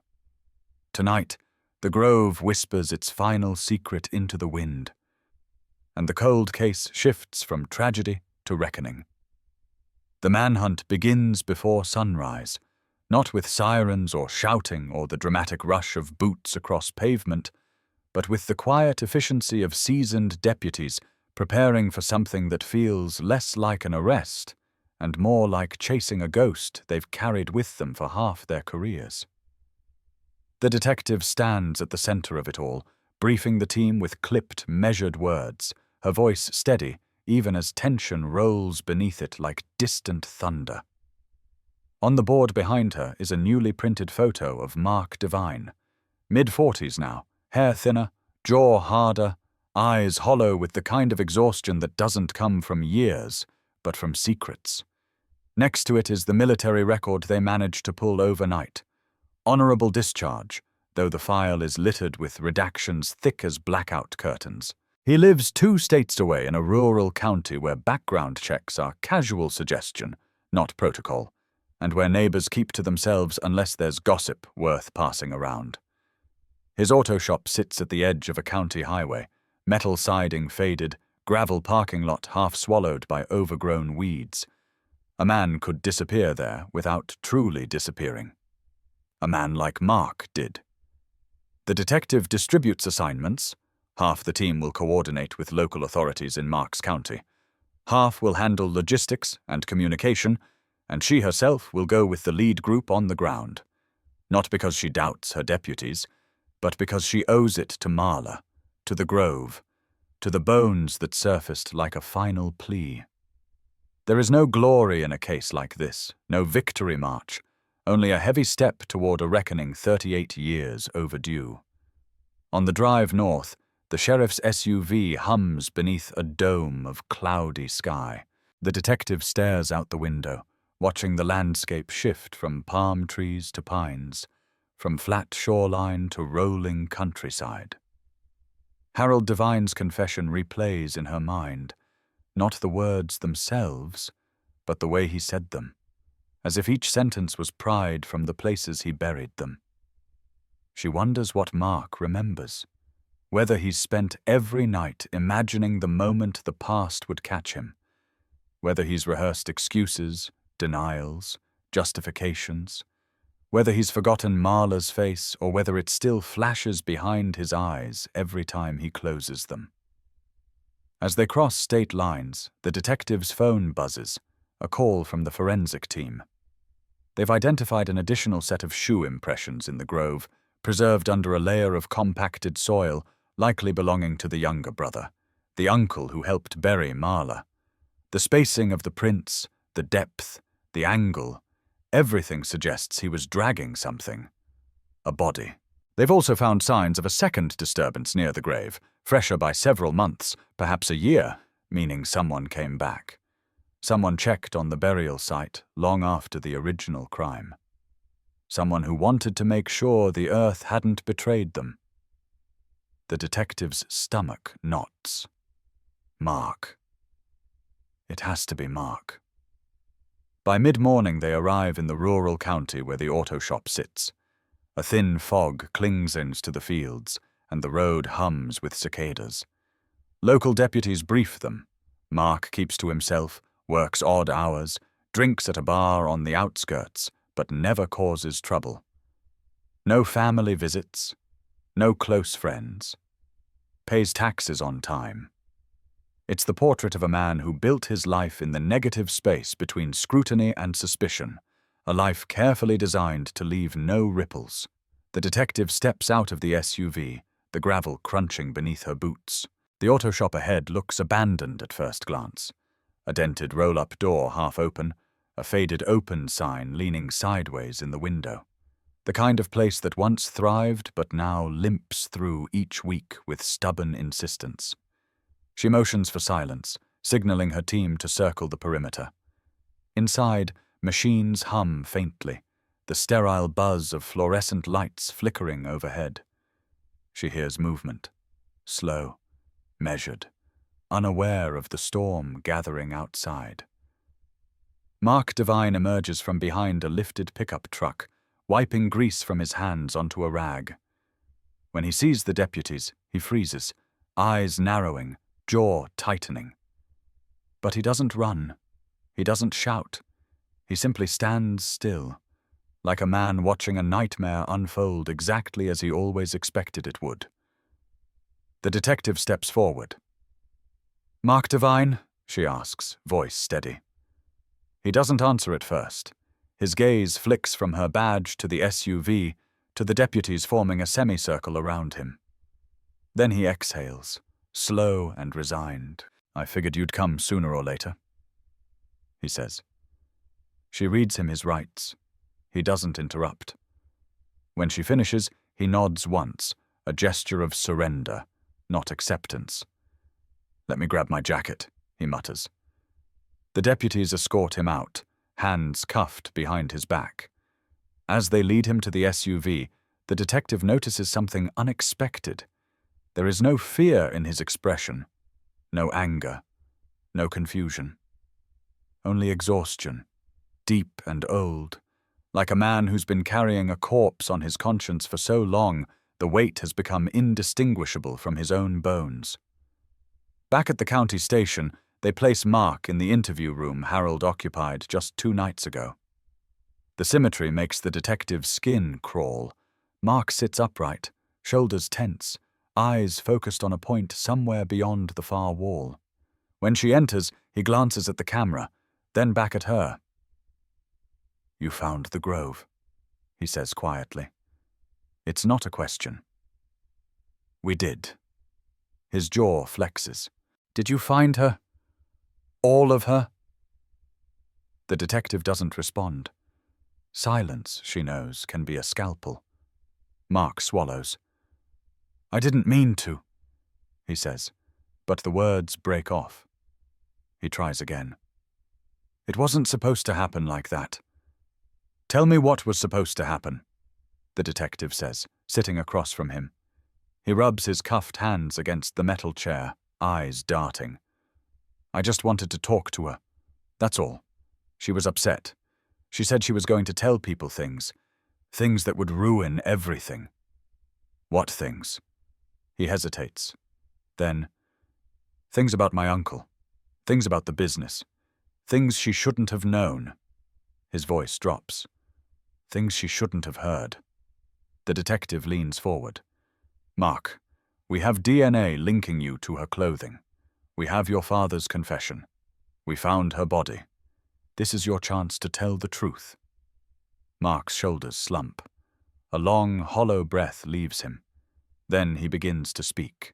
He tells her about the argument that night, how Marla had stumbled into something she wasn't supposed to see, a meeting between his father's business partner and the uncle, something involving money, something involving threats. How she confronted Mark about it, frightened and demanding answers. How he panicked when she said she would go to the police. How he grabbed her arm too tightly. How she fell, hitting the ground hard. how the rain started almost immediately after. It was an accident, Mark insists, voice cracking. I swear, she wasn't breathing, and I didn't know what to do. I ran all the way home. The detective lets the silence hang again. And your uncle? Mark closes his eyes. He found me on the road. I told him everything. He said he knew what to do. A beat of shaking breath. He said we'd fix it. Fix it. 2 words that hollowed out decades of truth. The detective asks him why he never came forward. He shakes his head. My dad, he kept saying it would kill my mom. He said the storm destroyed everything anyway. He said it was better this way. And you believed that? His voice fractures. I wanted to. The interview stretches for hours, unraveling the tight knot of lies and fear that held the Devine family captive. Every answer sharpens the picture. The uncle who took control, the father who capitulated, the son who ran from his own reflection until his life became a shadow's echo. By evening, the detective steps out of the room, exhausted but steady. Deputies gather in the hallway, waiting. Some expect relief, others justice, others closure. But what hangs in the air is none of those things. What hangs there is grief. Grief for a girl whose life ended in a storm. Grief for the mother who died believing a lie. Grief for a father who bartered his soul for silence. Grief for a community that spent 38 years chasing a ghost when the monster lived next door. That night, as the detective drives home, the sky cracks open with a soft drizzle, the kind that feels less like rain and more like memory washing over the earth. She pulls over at the edge of town, staring through the windshield at the blurred lights. The cold case is solved, yes, but the weight of it, the truth, the human wreckage, the decades of buried guilt, does not feel like victory. It feels like exhumation. And the night, thick and restless, feels like it's whispering the same thing over and over. Nothing stays buried forever. The storm that rolls in overnight is the kind that erases boundaries between sky and earth, past and present, guilt and memory. By dawn, the sheriff's office sits beneath a low ceiling of bruised clouds, and the air feels weighted, as if the case itself has swollen to fill every hallway, every filing cabinet, every breath.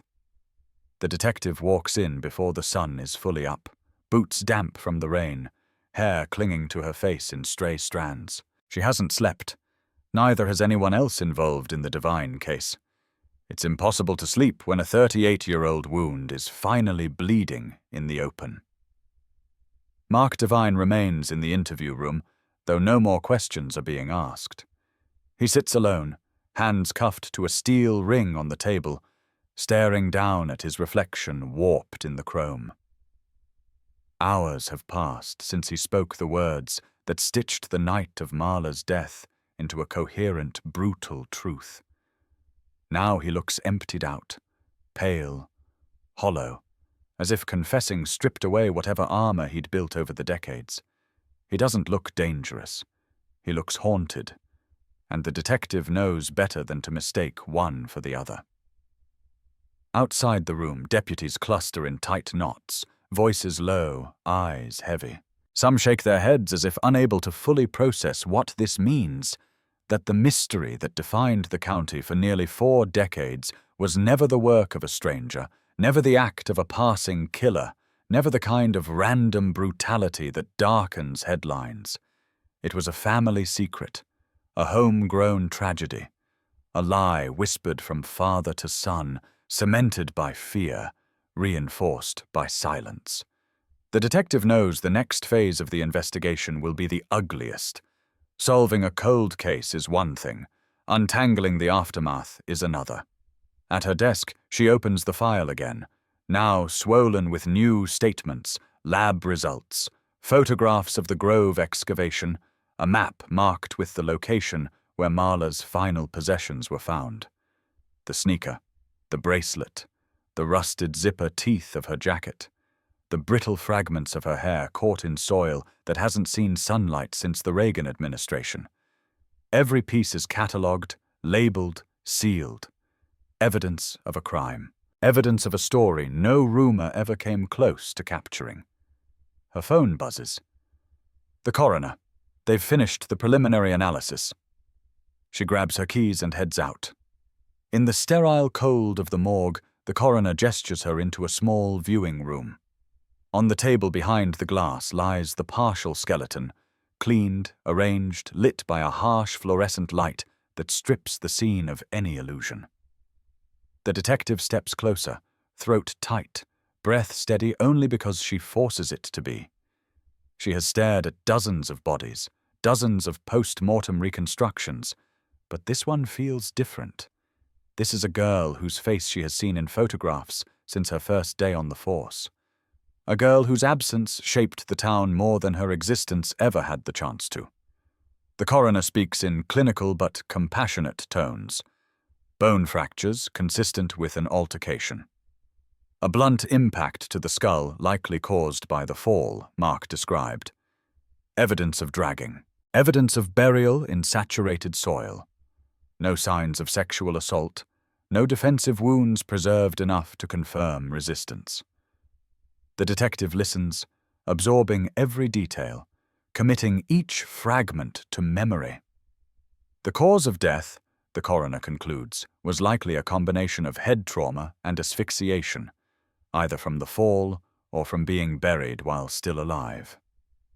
The detective closes her eyes. She doesn't need this for the report. She needs this for herself, to understand what truly happened in those minutes between Mark's panic and Marla's silence. She thanks the coroner and leaves. Back at the station, Harold Devine sits in a separate room under medical supervision. He hasn't spoken since the previous night, not even when deputies informed him of Mark's arrest. He simply nodded, as if acknowledging a truth he'd been rehearsing in nightmares for years. The detective approaches the window, watching him through the glass. His shoulders are slumped. His fingers are motionless on the tabletop. The man who once stood at community vigils, holding candles, praying aloud for his daughter's safe return, now looks like a ghost living inside a body. She enters quietly. His eyes lift, bloodshot but alert. "They found more evidence," she says gently. "It confirms Mark's presence and your brother-in-law's." Harold nods slowly. "I knew they would," he murmurs. His voice is barely audible. "He told me before he died, you know. Not directly, but I could see it in his face. He wanted to unbury it all." "You could have told us," she says softly. Not accusatory, just fact. His gaze drifts toward the window, toward the rain running in thin threads down the glass. For years I told myself it was too late, that the storm took the truth with it, that nothing I said could bring her back. His voice tightens. But really, I was afraid. Afraid of losing my son. Afraid of admitting what kind of father I'd been. A long silence stretches between them. "What will happen to him?" Harold asks, though his voice suggests he already knows. The detective answers honestly. "He'll be charged with manslaughter at minimum, likely second-degree murder. Your brother-in-law will be posthumously implicated. And you—" she hesitates. "You may face charges as an accessory." He nods. "I deserve that." "Harold," she says, "why didn't you ever tell your wife?" At that, something inside him seems to collapse. Tears spill before he can wipe them away. "Because she believed in her daughter," he whispers. "She believed Marla was out there, alive, free. And I couldn't take that away from her." His voice shakes. I watched it eat her alive. Every year, every holiday, I watched her die one memory at a time. And still, I kept the lie going. He presses his hands to his face. I killed her too, he chokes out. Just slower. The detective doesn't speak. There is nothing she can say that wouldn't feel insufficient. She leaves him, closing the door softly behind her. By afternoon, the entire county buzzes with the news. Reporters swarm the sidewalks. Headlines scream variations of the same truth. 1987 Florida cold case solved. Family secrets unravel in decades-old tragedy. Some broadcast stations replay old footage of Harold at town hall meetings. Others interview neighbors who describe Mark as quiet but odd, or angry beneath the surface. Every detail becomes fodder. Every rumor becomes commentary. And every face tied to the divine name becomes a symbol of betrayal. In the midst of the chaos, the detective focuses on logistics, securing warrants, finalizing charges, coordinating with prosecutors, arranging transportation for Mark to the county jail. She moves like someone operating on instinct, her exhaustion camouflaged by the momentum of the case. But her mind keeps drifting back to the grove, to the bones, to the dog's sharp whine, to the way the earth gave up its secret reluctantly, like an old wound reopening. At sunset, a press conference gathers outside the sheriff's office. Cameras flash, reporters shout questions. The detective stands beside the sheriff as he delivers a careful, factual statement.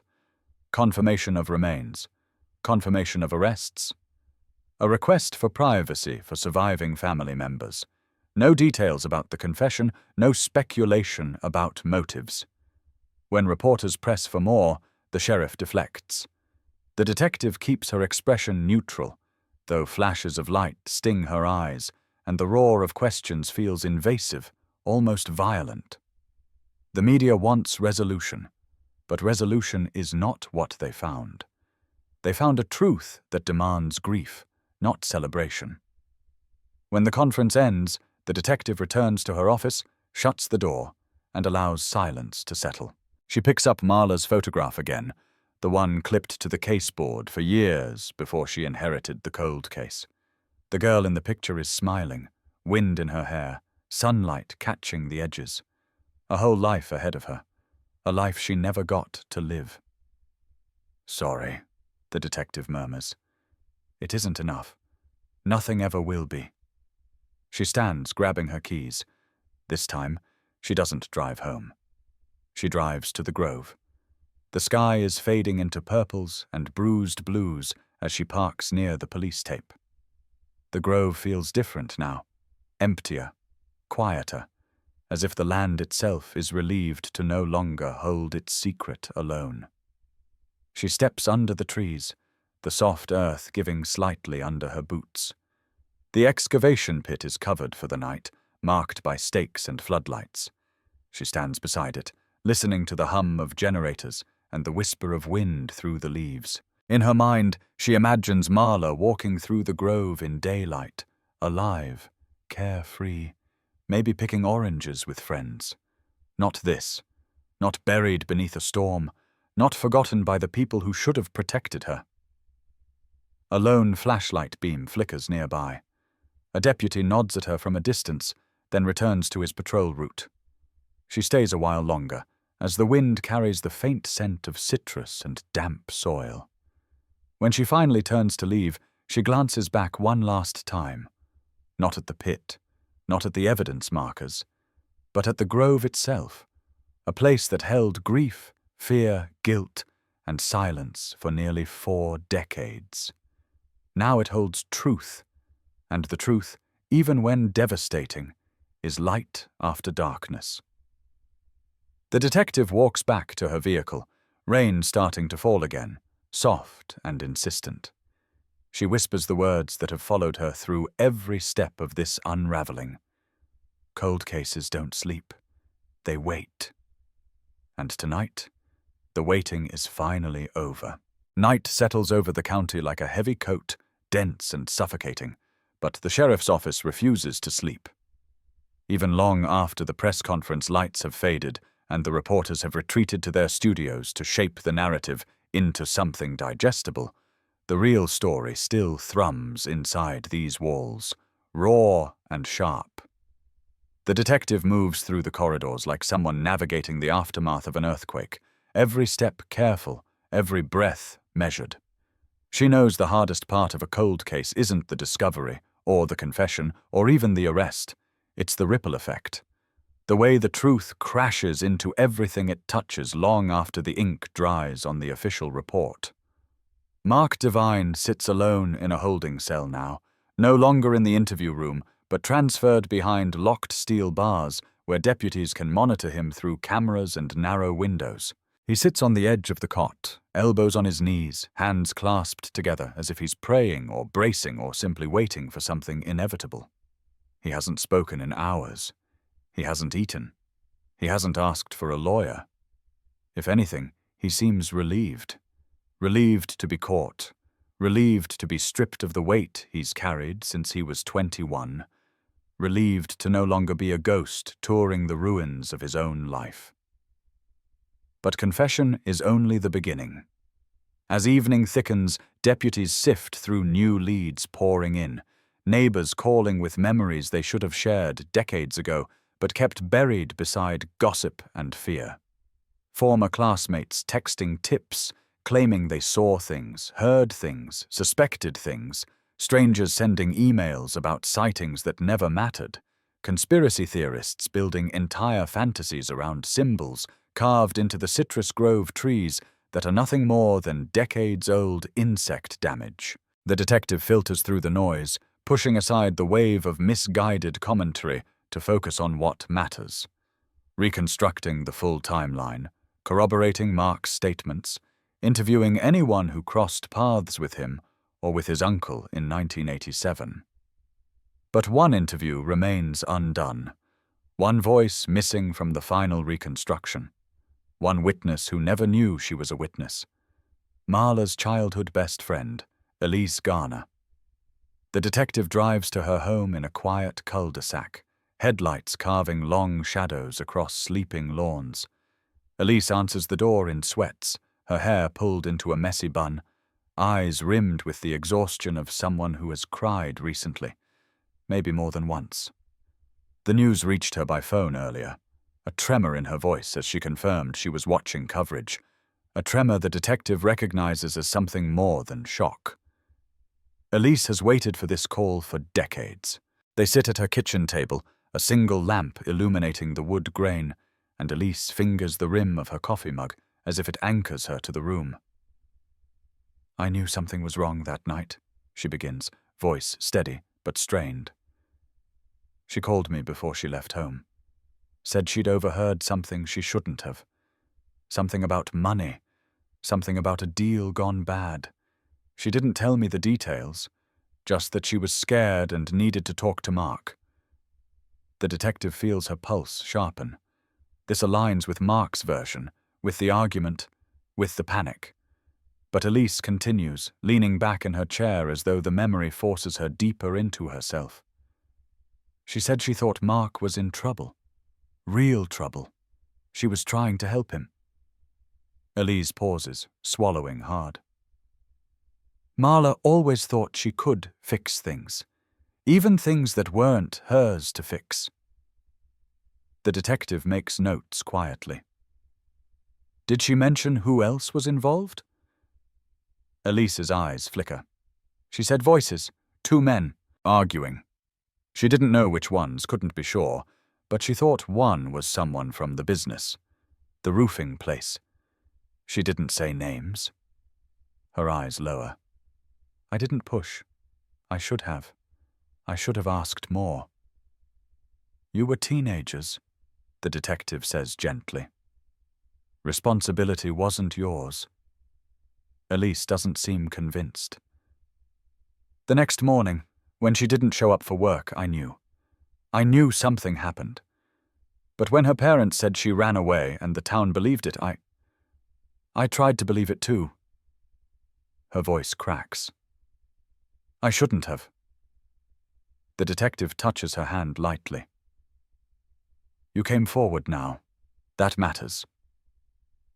Elise nods, though her expression remains twisted by regret.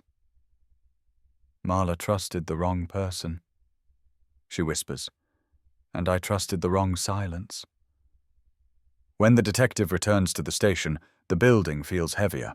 She moves through the deserted squad bay, past desks littered with paperwork, past the cold hum of vending machines, until she reaches her own desk.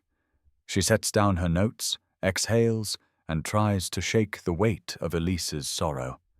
But sorrow seeps into everything now, like humidity in the Florida air, impossible to escape. From the corner of her vision, movement catches her eye. A deputy approaches with a sealed envelope in hand, face tense. Detective, he says quietly, this came addressed to you. No return address.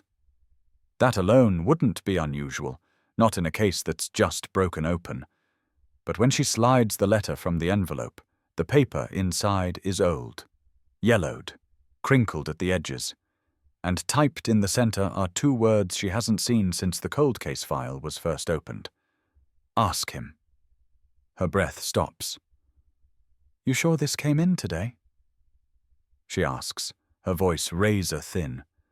The deputy nods. Dropped in the lobby mailbox. No one saw who. The detective turns the paper over. Nothing on the back. No smudges. No fingerprints visible. No handwriting. Just two typed words. The same words that haunted the Divine Family Mail for decades. The same words the hospice patient might have sent. Or Harold. Or someone else entirely. But why now? Why again? She stares at the paper as a cold realization ripples through her chest. The case may be solved, but the story isn't over. Something is still breathing beneath the surface. Something, or someone, who never stopped watching. She pockets the letter and walks down the hall toward the holding cells. Mark looks up when she steps in. His eyes, sunken but steady, track her movements like a man waiting for a verdict he already knows. You weren't the one sending letters, the detective says, not asking. Testing. He shakes his head slowly. I never sent anything. The hospice patient? Not him, Mark says. He wasn't the type to type up warnings. A grim pause, and he wouldn't have said, ask him. He'd have said, ask us. The detective steps closer, lowering her voice. Then who was it, Mark? Who's still trying to steer this from the shadows? Mark hesitates. His jaw clenches. His eyes flicker with something that looks like fear or memory. I don't know, he murmurs, but the detective has been reading Liars and The Broken for 20 years. She knows when a man is lying. And Mark is lying now. Not the big lies, not the ones that bury bodies, but the kind meant to shield someone else, someone still alive. The cold trace of dread slips beneath her ribs. She leaves him and goes straight to Harold's holding room. Harold sits exactly as she left him, hollow-eyed, shoulders sagging, a man who looks more like a collapsed building than a person. Harold, she says softly, taking a seat across from him. I need you to think carefully. Someone has been sending letters, then and now. Someone who knew what happened. Someone who wanted you to confess, who wanted the truth to surface. Harold blinks slowly. I told you. I never sent anything. I didn't say you did. He frowns, confused. Your wife? She asks gently. Harold's face changes. Something tensile snaps through it. No, he whispers. She didn't know the truth. Maybe she didn't know the details, the detective says. But someone close to you knew something, enough to push, Enough to type 2 words and drop them in your mailbox for years. Harold's fingers twitch. His eyes drift upward. And slowly, painfully, he whispers, "My daughter." The detective freezes. "Marla?" She breathes. "No," Harold says. "My younger daughter, Claire." The detective's pulse spikes. Claire Devine, Marla's little sister, 7 years old in 1987, a child too young to be interviewed thoroughly, too traumatized by the disappearance of her sister to remember details, or so everyone believed. "She was awake that night," Harold whispers, trembling. "She saw Mark come home. She saw me crying. She saw him whispering with—" His voice fails. She didn't understand. Not then. But as she grew older, she started to remember. The detective feels the floor tilt beneath her. "She asked questions," Harold continues. "I shut them down. I told her she was imagining things. I told her dreams weren't memories, but she kept asking." He swallows hard. "When the letters started coming, I thought they were from someone outside." Claire never admitted it, but her eyes... I should have known. The detective stands abruptly, mind racing. "Where is she now?" she asks. Harold lifts his trembling hands. "I don't know," he whispers. "She left years ago, cut ties with me. She said one day I'd face the truth. She said the truth deserved its day, whether I wanted it or not." The detective feels the weight of the letter in her pocket. Ask him. Claire didn't say which him. Not Mark. Not the uncle. Maybe Harold. Maybe all of them. The detective steps into the hallway, heartbeat pounding with a new kind of urgency. The case isn't finished. A silent witness has been speaking from the shadows for decades, nudging the truth toward daylight while everyone else was trying to bury it. And now she's gone. Gone, but not silent. The detective heads toward her office, thoughts quickening, a plan forming. Claire Devine has been missing from the story for nearly 30 years, but not anymore. If there's one thing this cold case has taught her, it's this. The dead aren't the only ones buried, and some secrets refuse to stay quiet. The hunt isn't over, it's shifting. And tonight, the detective can feel the story waking up all over again. The letter burns a hole in her pocket all night. A thin sheet of old paper carrying a message so small it shouldn't feel this heavy. And yet every time the detective moves, she can feel it there. The weight of 2 typed words. Ask him, dragging the cold case away from its neat resolution and back into the territory of ghosts. The next morning, the sheriff's office hums with routine noise, phones ringing, printers spitting paper, deputies trading quiet jokes. But beneath it all, there's a new current, restless and electric, as if the building itself knows the story isn't finished. Cases like this don't just end. They echo. In her office, the detective spreads out everything she has on the Devine family. Not the crime scene, not the grove, not the evidence bags, but the people. Birth certificates, school records, old addresses, a photocopy of a family portrait taken 3 years before Marla disappeared. Harold, with more hair and less weight, his wife with a bright, tired smile, Marla with that defiant tilt to her chin, and beside her, half leaning in, half leaning away, little Claire with a stuffed bear clutched to her chest and eyes far too serious for a 7-year-old.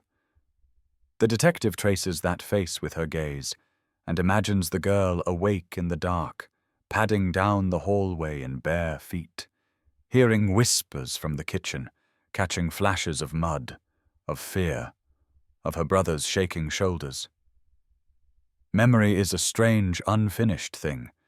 It hides what we can't survive at the time, then leaks it back years later in fragments we don't know what to do with.